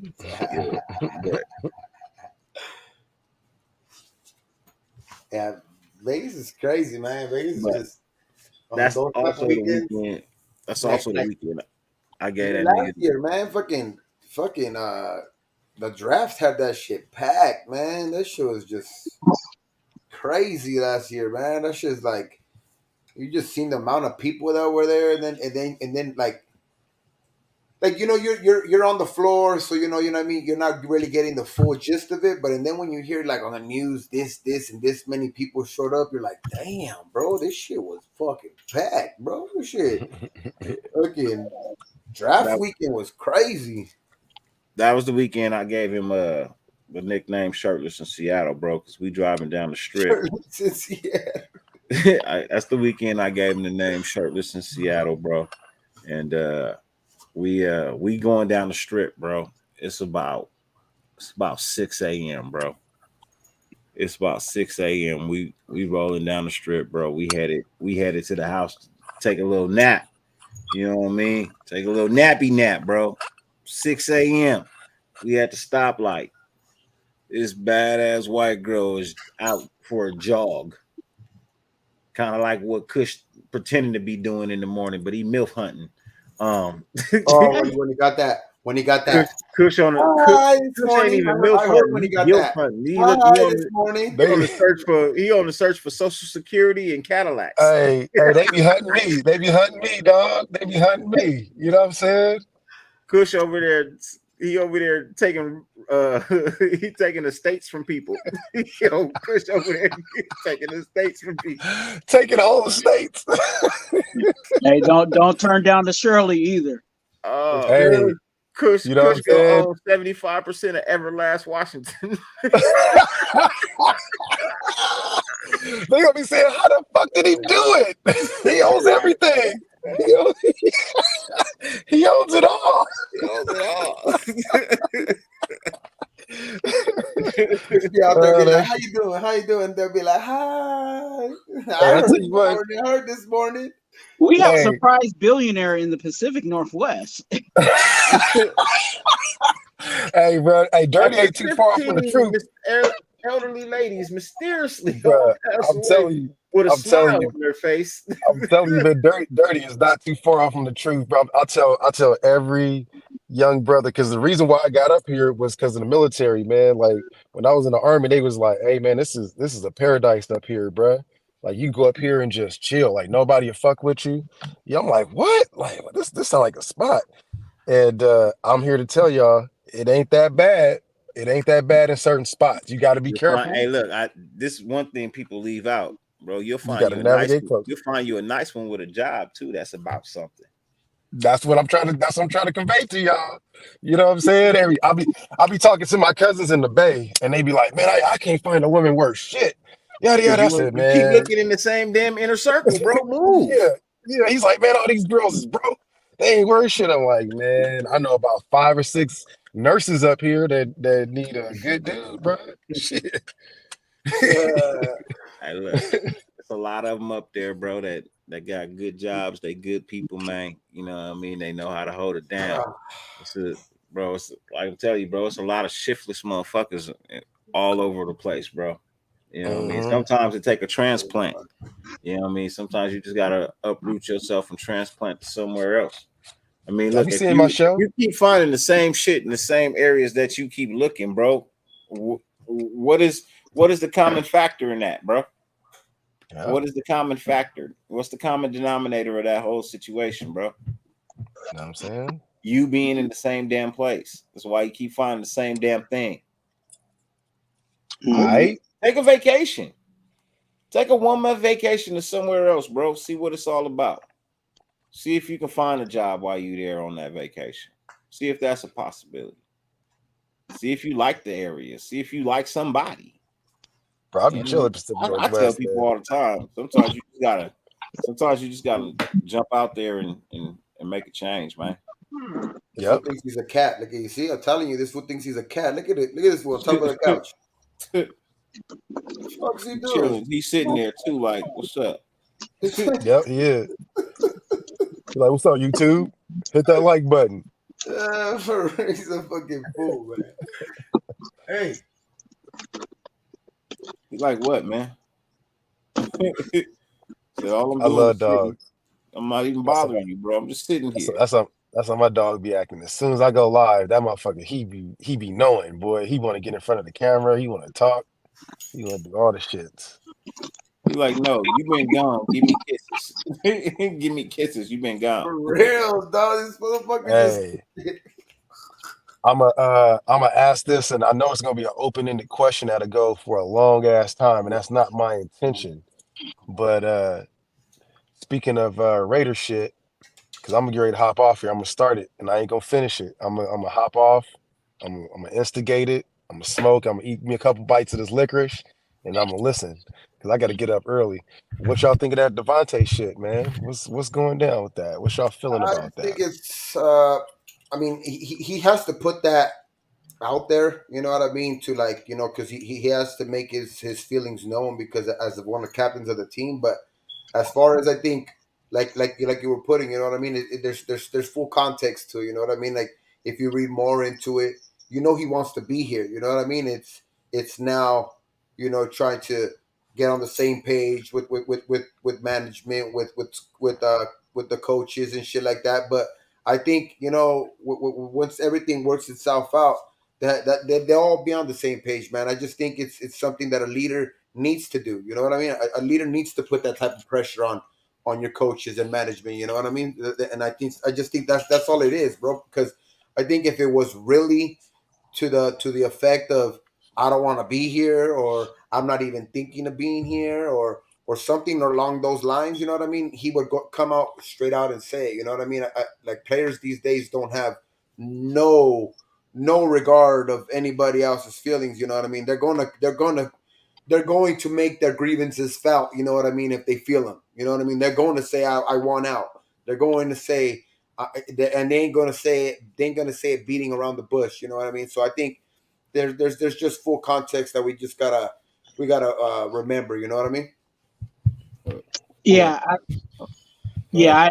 I feel feel the same way. I feel like he's the only one on this roster that could actually do that. You know what I'm Exactly. saying? I think he's the only one that could actually, you know, put some heat on that end of management and stuff like that. And let's be honest. You know what I'm saying? Yes, he wants to be a Raider. Yes, he, you know what I'm saying, he this is his hometown team, whatever you want to call it. But he also is in a position where he's not here to sit and look at grass grow. You know what I'm saying? Like, he's putting pressure on them because he's like, look, I got a timetable too. You know what I'm saying? I'm not just gonna sit. I'm not gonna be the Charles Barkley of, you know what I'm saying, of the NFL. You know what I'm saying? Yeah, like one He, one good example. One good example. How many times did Kobe request a trade? And how many times did he put, pressure on, Mm-hmm. management Mm-hmm. to get him a Paul Gasol, to get him a Ron Artest, to get him guys like that when Shaq was gone. You know what I mean? And it's just that's the type of pressure you got to put on management. You know what I mean? And I just think that's the type of situation we're looking at here. yeah, absolutely. And I would just feel like he's the only one that can do that. He's a big ticket guy. You know what I'm saying? And I don't see anybody else saying that. I don't think Max Crosby would ever come out. I mean, he might have said that in secret, but I don't think he'll ever like come out like Da has. And sometimes you need those type of people to put pressure on that end, especially us knowing, you know what I'm saying, how they've been in the past. Yeah. What you think, Dirty? Uh, but You might have I'm been away from it a little I bit, I'm don't like sure. I don't like headlines, bro. You know what I mean? I especially don't like misconstrued headlines, and I don't like when people decide that they're gonna take one section out of the whole thing and run that as a title, bro. And then you got everybody all up in arms and, bro, fucking, you didn't even upload the article. You just uploaded that piece and didn't even give everybody the ability to go. Man, come on, man, that's BS, dude. That's I BS. just I'm think we sorry. gotta broaden our Like, attention span. You know what I mean? We gotta broaden our attention span, and we're too much addicted to the clickbait and titles and stuff like that, to where we're not really looking into the context. Like, you know what I mean? And that's where that's where I just say, like, read into it a little bit more. You know what I mean? Before we actually jump the gun. Yeah. You hey, know, if I come to your house, you know what I mean. Say you wake up in the morning, bro. I come to your house. You ain't been outside all day, and I come to your house and be like, damn, man, shit, sky is orange outside, bro. Sky orange hmm outside. Is you gonna take my word, or is you gonna go outside and see if the sky is orange? yeah, I, I, yeah. I think another part of it too is, I think, and I'm not trying to hurt anybody's feelings or whatever, but sometimes there's a narrative that you have already, like a pre-notion already in your head. So anything that sends that red flag, that confirms, or, you know what I'm saying, is another notch to what your agenda, you know what I'm saying, you run with it. So someone might look at, oh, Da doesn't want to be here, da, da, da, da, and then they read one sentence of a long ass article, and run with it. Yeah, exactly. And that's what they put out, and that's the narrative that they're trying to create. And I'm just telling y'all, don't fall for that, man. Don't fall for the okey doke. You know what I mean? If somebody puts something out like that, you know what I mean, make sure that they put out the rest of the article too. You know what I mean? Make sure they give you some type of source to check on. I would have never uploaded that shit, bro. But that's just me. Yeah. But So I would look, have I'm not trying, look, I'm telling y'all, I'm not trying to be on a negative tip, bro. You know what I nah. mean? I'm gonna try and be on a positive tip, but I'm still gonna be on the side of reality. That's why I had So my record the way it was. You know what I here, mean? here's my take on it too. Is that, again, we always be talking about, like, for one, positive, negative, at the end of the day, he said both things. Now, if you take it's like if you have a conversation like we're having right now, where if I just have that one snippet right there where I said he said both things, everybody say, oh, Kush said he said both things. No, listen to the rest of the context of the conversation to be able to understand what's really going on with it. So And number one, find out shout the out to question that was asked. So he gave that yeah. answer. Well, and shout out number one, shout out to the lady that wrote the article. She's an older lady. Number one, people don't really know about her. She is a influential art writer in the sports community. She's well respected. Her integrity is number one, utmost respected. When she talks to athletes, that's why they fuck with her, is because of her integrity. So you just don't have people like just walking up on Devontae's doorstep. She was at his house. Okay. And so I'll give you guys a backdrop for the ones that didn't read it. And like I said, reading is fundamental. And sometimes I understand you get busy in your day, in your life. That's why people that fuck with us, and in a way, I'm not beating nobody up about it, because guess what? The ones that really fuck with us is gonna fuck with us even more, because they're gonna be like, nope, Dirty and Kush and Twan and Gabe gave us the real shit. They talked about it, because some people really fucking work in their day. They don't have time to be able to be looking through articles and reading through all that shit. They out here saving lives and doing whatever else. They may be the ones doing your surgeries, you know what I'm saying? They don't get a chance to get followed up. So they end their day to come and listen to this type of stuff. So the backdrop about that story was that this dude, she goes out, it's in the middle of the darkness. He has his trees already out. You know what I'm saying? You can see his trees in the backdrop. He has a great setting. He talks about going golfing in Vegas 3 times a week, eating at his favorite restaurant, taking his family there. He has a private golf course and golf training. He goes out and he trains with all the pro golfers, or the guides that are on the tour or that are on the golf course. And he has a notepad and he writes down what their scores are, because he wants to know. And they're not even keeping score. They're like, Devontae, man, we ain't tripping, bro. Like, we're just out here to help you out. He's like, no, I want to see how far off I am from you, because I want to be better than where I am. And he knows that it's never perfect. So the fact of the matter is that he's an avid golfer. And he talks about how nothing is never perfect. It's never going to be perfect in this game, ever. And that's his obsession with it. And when he looks at the Raiders, he's looking at the golf game as well, too. Now, when you got a person that is not in Green Bay anymore, where he couldn't go golfing, we tend to forget that shit.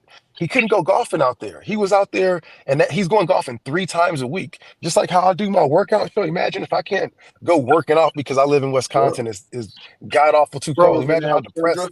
Yeah, you know what I mean? Imagine how fucked up I'm being depressed I am. So he's in Vegas, he's living good. The reporter went to his house and they showed all of the screens that he had. He has, and when I tell you, and she said that he has every single screen up and he's watching every single channel when it's sports related, Raiders related, whatever it may be. This dude is Batman.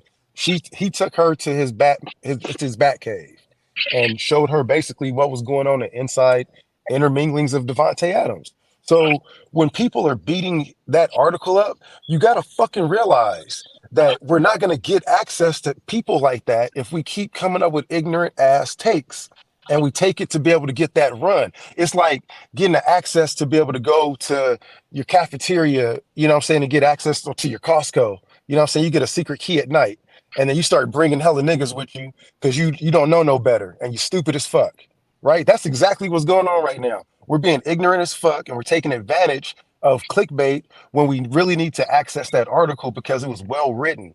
Now, if we start bashing Devontae and putting his picture up there, imagine if you had your picture up there with a quote on just one small snippet of some shit that you said, because he did say it. But imagine how pissed off you would be if someone just took that and ran with it. So think about that shit and think about his effect on how he's going to talk to the press going forward with it. The other part was what I've heard at least, I would say 3 times.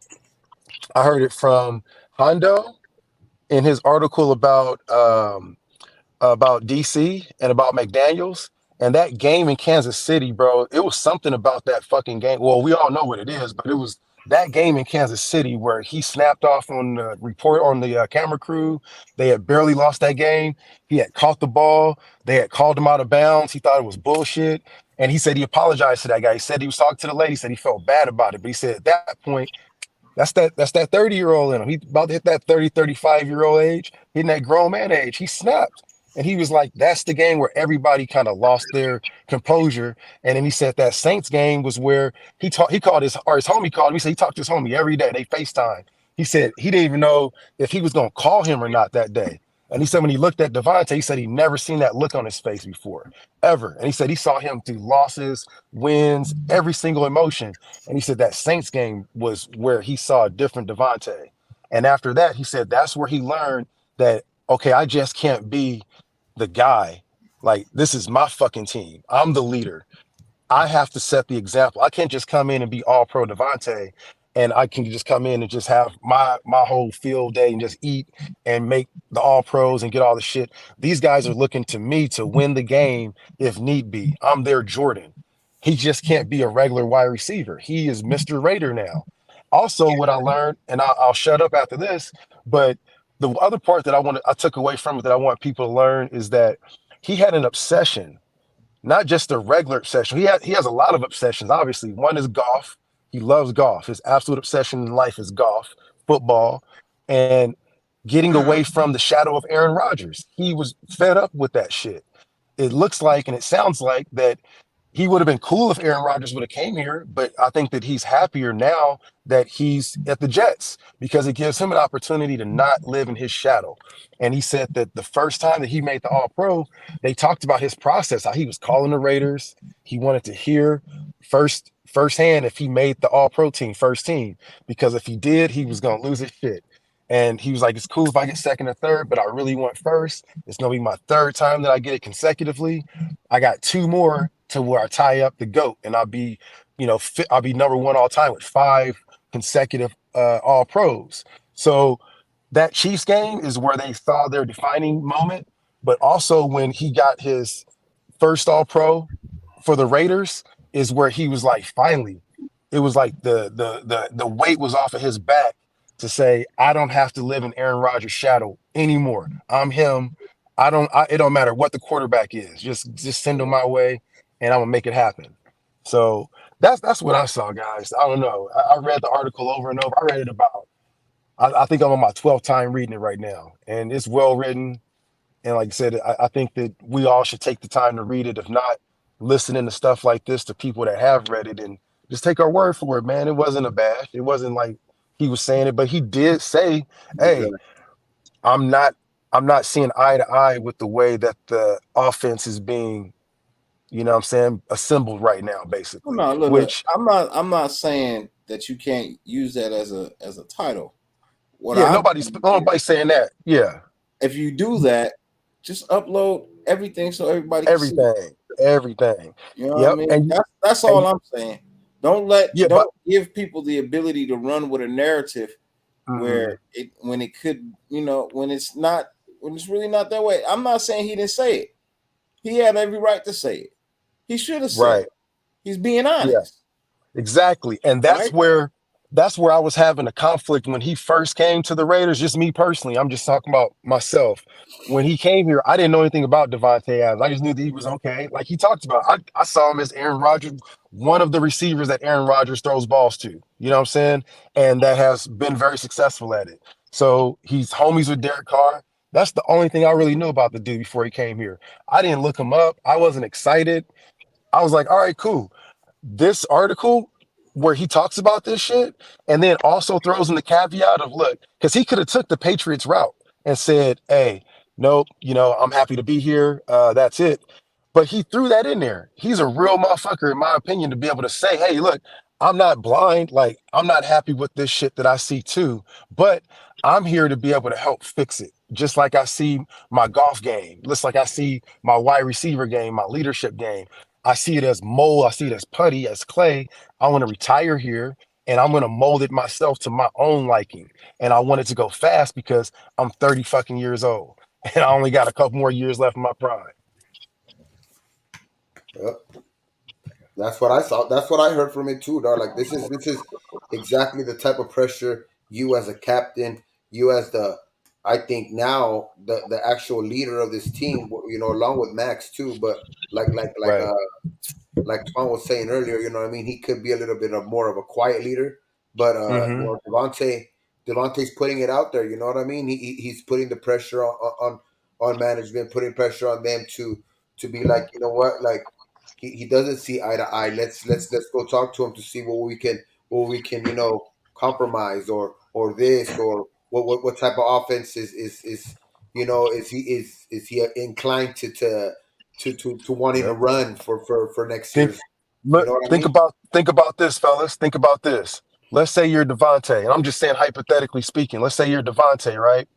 And you've been in these meetings with the Raiders, and you've had these conversations with the Raiders, with the front office, and you like, look, I need to have a CJ Stroud type dude or whatever, whoever it may be, a quarterback that is going to be young, influential. And they're like, look, man, the best we can do is Jimmy G.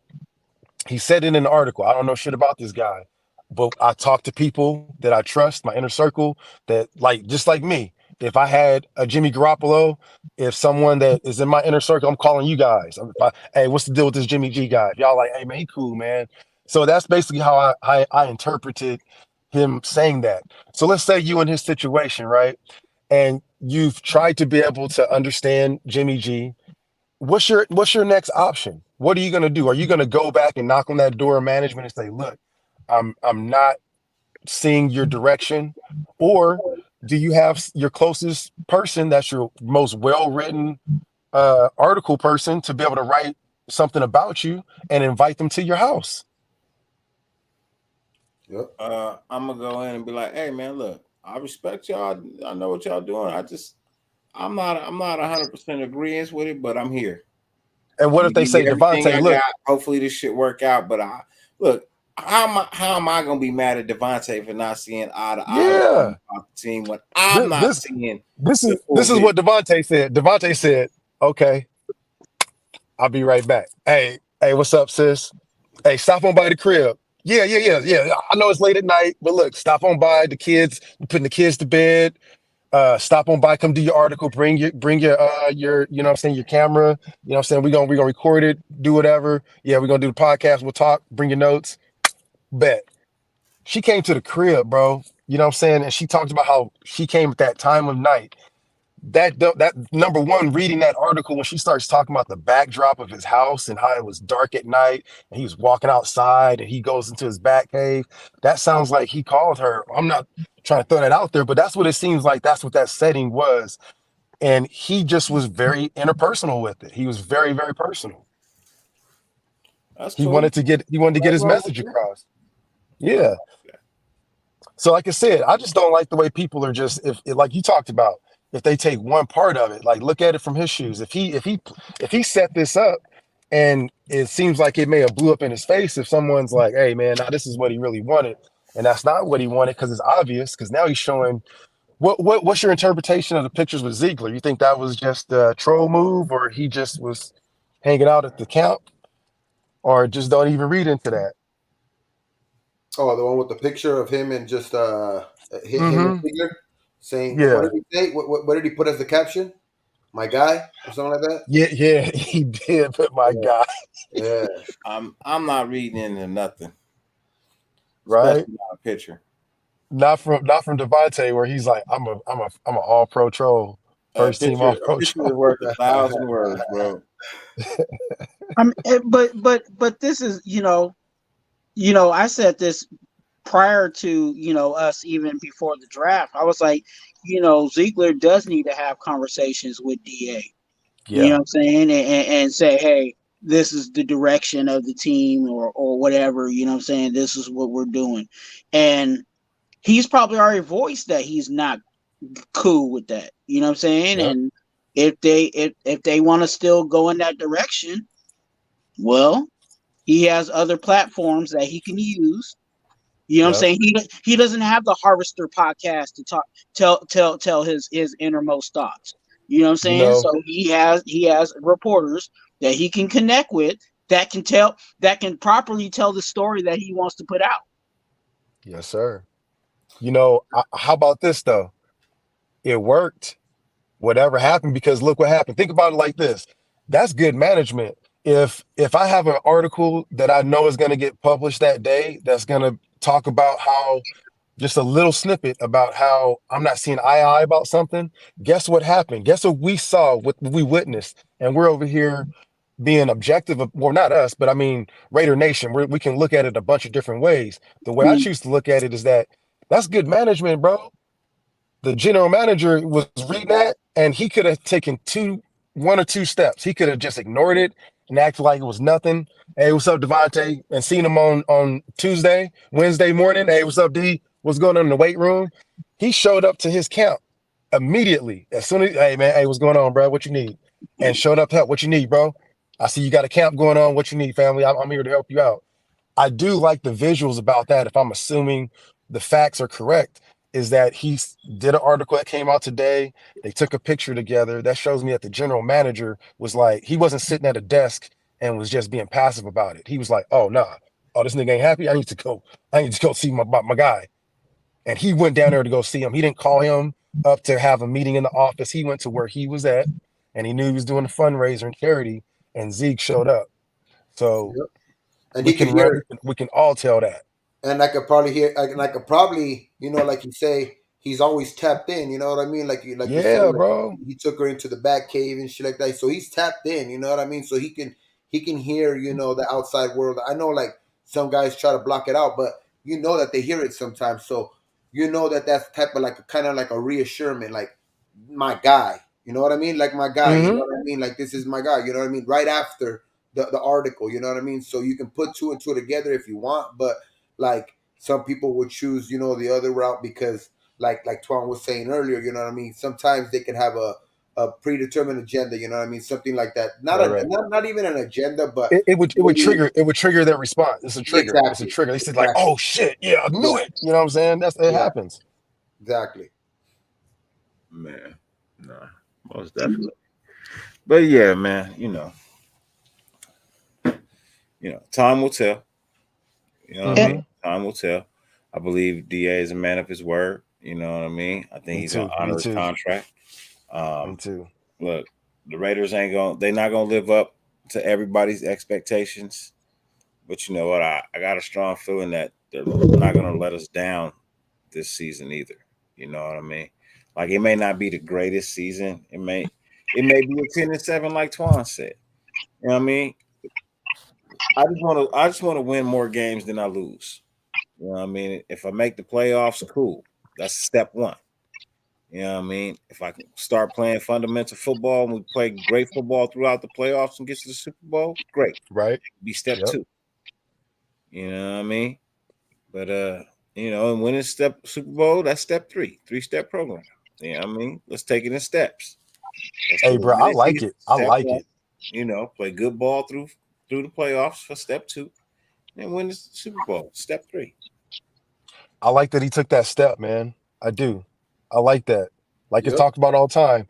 You know what I'm saying? Forming, storming, norming, performing. You got to go through that step. And if he didn't have the stones to be able to do that shit, bro, then who else was on the team was going to be able to do that? Josh wasn't going to do it. Josh worried about getting his contract. Max has got a family, man. He got a brand new family. Technically, Josh Jacobs ain't on the team. You know what I'm saying? He ain't showing up at the building. So I don't know if he is or not. I can't say that. But contractually, he's not obligated to. Yeah. You know what I'm saying? See, and then I like to see there's other from that same interview. You know what I mean? Like you can get different little captions, bro. Because right here, I'm reading a Gorilla one that he put. No matter what the offense looks like, my goal is to win a Super Bowl with this team. Right. Exactly. You know what I mean? So it's like so like, but they like some people would choose to ignore that and just kind of like that other caption. You know what I mean? Well, because it could also be interpreted to see that he is not being 100% genuine too. So like I can also see that when I play devil's advocate in my head, I think about that too. I'm like, well, maybe he's just saying certain things to throw that narrative out there. But then when you think about it, it's like, well, stick to the facts, because all we know is the facts right now. And you got to trust these articles, because right now I'm keeping tabs of the stuff that the writers write and who's writing what, and we'll find out in due time. Like now we have time to look back on the Jalen Carter situation and how they said that the Raiders took him off the board. and we were like, nah, that's bullshit. That's cap. You know what I'm saying? And we had the opportunity to draft him. Maybe the cards fell where Tyree, we didn't think he was going to be there, or maybe he was off the board. So we got to look back on that and see who's accountable for stuff, and because that's going to be who we trust in the future with shit. And I mean, that's not. I don't understand how Skip Bayless has made it throughout the years. You know what I'm saying? For Because a lot of his shit real. that he be doing is like, nah, bro, you cap, bro. What are you saying over there? You know? So Yeah. I keep tab on a lot of I these think they guys. took him off the board. They just kept telling people they didn't, just so they didn't have to show it. Exactly. You And that know, was Victor Ford. That was like he slipped that out. They probably was like, "Yo, Vic, man, like shut the fuck up, bro. Like you ain't supposed to be saying that shit, man. We try to trade this yeah. shit." And he's like, "Oh, my bad, y'all, my bad." Have y'all seen Victor Ford? Like, come on, come on, Vic. You gotta stop. You gotta stop dry snitching on the Raiders, bro. Yeah. But and then also like it's just sitting here, just trying to play it in my head, and I know that's why Yeah, you probably yeah. read it a few times, like even with DA loving this team, you know what I'm saying? This is his home team, you know what I'm saying? So even if it was a situation where he felt like he needed to leave, he wants to leave us with the notion that, hey, In a better place.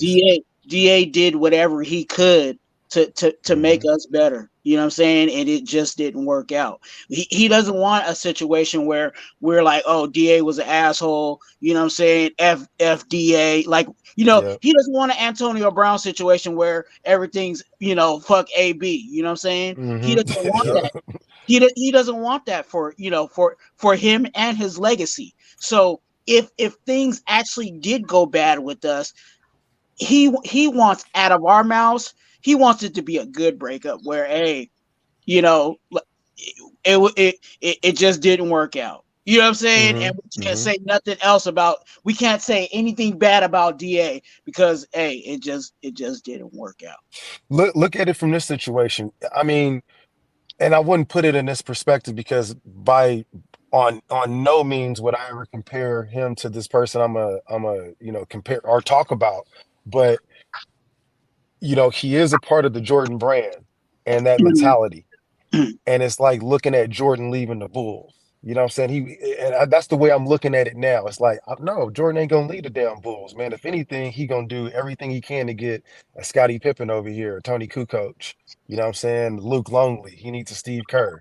So when I see him as being a Raider, and I see that mentality that is when you look at brand partnerships, you look at what embodies a person and what embodies a person for a brand. And you can't take that you can't take that lightly or for consideration for, just dismissing because he reps Jordan brand. Like he has every single pair of shoes. He talks to Jordan. That comes with mentorship as a part of that sponsorship. That's a limited partnership that he has with Jordan brand.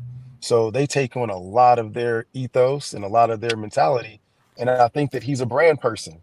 I think that he's a person that understands loyalty to your team, loyalty to being the GOAT. He wants to be the greatest receiver of all time, and he wants to do it as a Raider until proven otherwise. I'm going to stick to that. And every star, you know what I'm saying, no matter what sport, you know what I'm saying, they make the difference. What Optimus Prime? Optimus.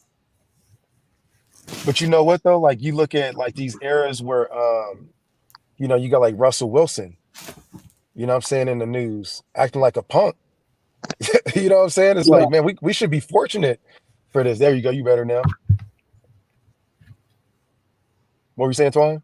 No, I was just saying, Oh, yeah. every star, no matter what it is, no matter what sport, they make demands. You know what I'm saying? So DA's taking his rightful place on this roster because we know. Let's just be honest. Jimmy G ain't gonna say nothing. He's a yes man. You know what I'm saying? He ain't gonna be, you know what I'm saying, Bucky McDaniels and them like DA would actually say something. You know what I'm saying? So again, I don't see anybody else on this roster that has a resume or has enough money invested on this team to make these statements. So it had to be said. Yeah, Yep. for sure. Well, with that being said, man, my day has caught up to me, man. I'm exhausted. man, physically, Get it mentally, in. bro. I'm tired, man. Yeah, Um, Yep. man. thank you guys for pulling up, man, and hanging out with me, get my mind off a couple of things, You allowing already me to know. vent. You know what I mean? In the Always. chat, allowing me to vent and whatnot. Um, I always appreciate y'all, man. Gabe, my condolences to you, brother. You know what I mean? You and your family, So, man. man. I wish Yeah, y'all the yeah, man. best. Um, before we roll out, let them know what you got going on, man. Let them know all the details of what it is Shit. you want to say to the nation, Gabe. Right now, man, I'm just, praying for praying for the family out there in Mexico. You know what I mean? Just they lost a big part of them out there. Fucking, he was a big part of our family out there in Mexico. So, they feeling it out there pretty tough. But just want them know when that even though they might not be listening to me right now or anything like that, but I just want them to know in spirit and anything in prayer and everything like that, I'm with them.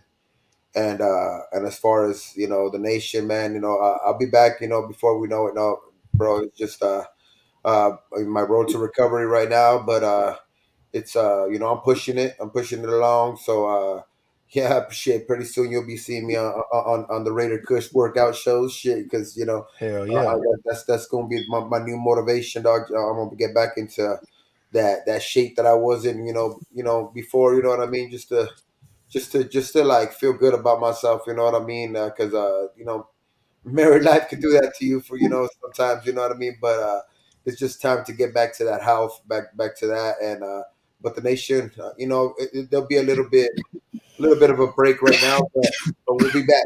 We'll be back, and we'll be back grinding, and we'll be back soon for sure, man. Yeah, Kush, let them know what you got going on, bro. Hey man, my goal this week was to support everybody, support my loved ones most definitely, and the ones that I don't love as well too. But so it's about other people. So with that being said, I had a nomination for NWA of Protect the Shield podcast too. His name is Chris. Um, I'll send you guys his info. It's a good brother. I think you guys will enjoy his content. And yeah, we'll discuss it further though, but just wanted to make sure we address that. Salute to you, Dirty. And we talk about it all the time, man. About Elon Musk talk about it in reading his book, chewing glass and staring in the eye of the abyss. You know what I'm saying? You doing that right now, brother. You know what I'm saying? You seeing life for everything that it's worth. And you're unafraid to be able to show it to the world.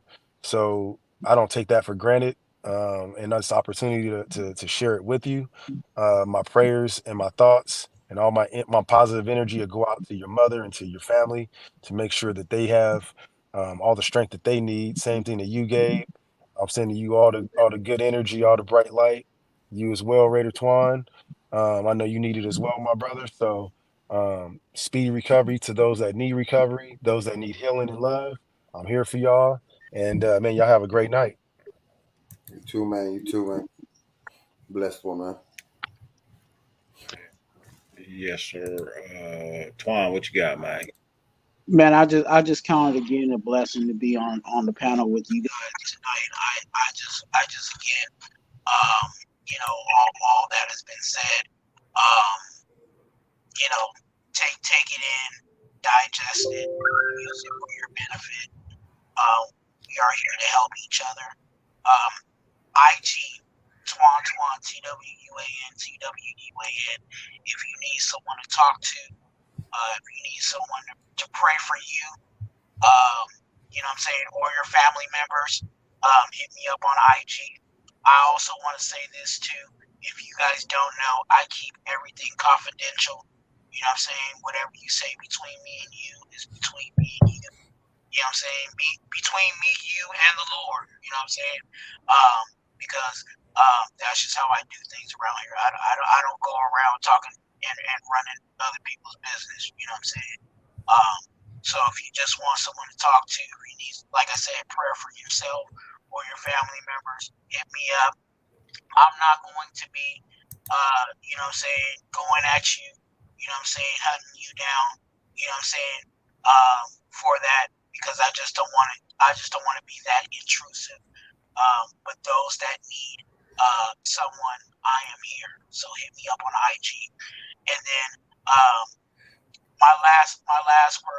to continue to use these words moving forward is you are a blessing.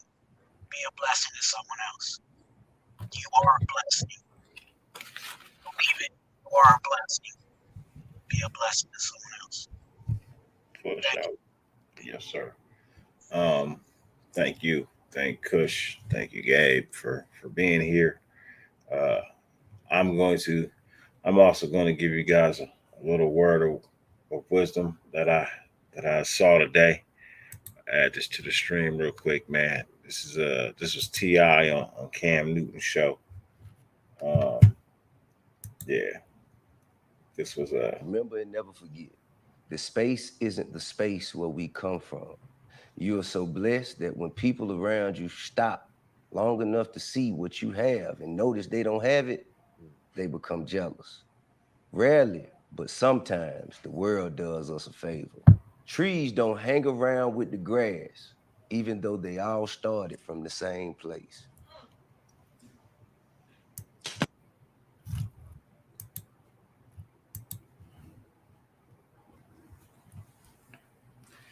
hey. I heard that today, man. I appreciate those words of wisdom right there, man. Um, definitely appreciate those words of wisdom right there. Um, yeah, it's crazy, bro. He said the grass don't hang around with the trees, even though they both started from the same place.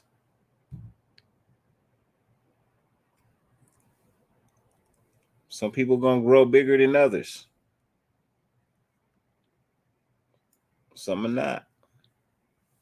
You know what, man? Let me play it one more time, man. I think that needs to be heard one more time, man. Hey, shout out to Cam Newton, man, and his podcast for putting this one together. You know what I mean, with Ti. But I need to hear that one more time. Remember and never forget, the space isn't the space where we come from. You are so blessed that when people around you stop long enough to see what you have and notice they don't have it, they become jealous. Rarely, but sometimes the world does us a favor. Trees don't hang around with the grass, even though they all started from the same place. I would have cracked my damn phone. Remember, Man, I'm just saying. Just saying, man. Cool Cash said if you take the bus, you'll get there. Hey, that's true. Ladies and gentlemen, as always, man, 50 billion things on YouTube, Spotify, Rumble.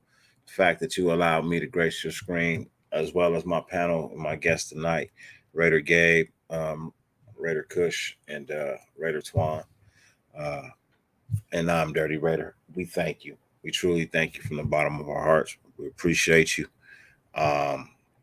Much love to you all. Prayers for all who need it. You know, I tell you, man, enjoy life, man. If you got your mother, your father, man, give them a hug, give them a kiss. If you feel like you ain't doing right by them, you know what I mean? Take the time to change now. Don't wait till later. Don't stand in your own way. Look, there's enemies in life, bro, but none of them are worse than you in fighting yourself. You know what I mean? If you know you need change, look, change is good for everybody, man. You know what I mean? That's part of life. You know what I mean? It's called evolution. It's called evolving. You know, um, take part in it, bro. You just may find out that you enjoy it. You know what I mean? You just may find out that you enjoy the change. Um, you know, for me, man, you know, I'm gonna enjoy the time that I got with my mom. You know, I hope it's sometime. You know what I mean? And I do mean some time. But if it's not, man, you know what? I'm gonna do the best I can in what time I have left, you know, to be better than I was. You know, it's time for me to step up to the plate and do for my mom what she did for me when I couldn't do for myself. So, with that being said, man, I love y'all. I appreciate y'all. Um, much love and respect to y'all. As always, no matter how much it rains, you can never stop the sun from shining. Fuck who hates you. Who fucking loves you? Raider Nation, YouTube, Spotify, Rumble. Go get your sunshine, man. We out. Peace. Good night, sweetheart.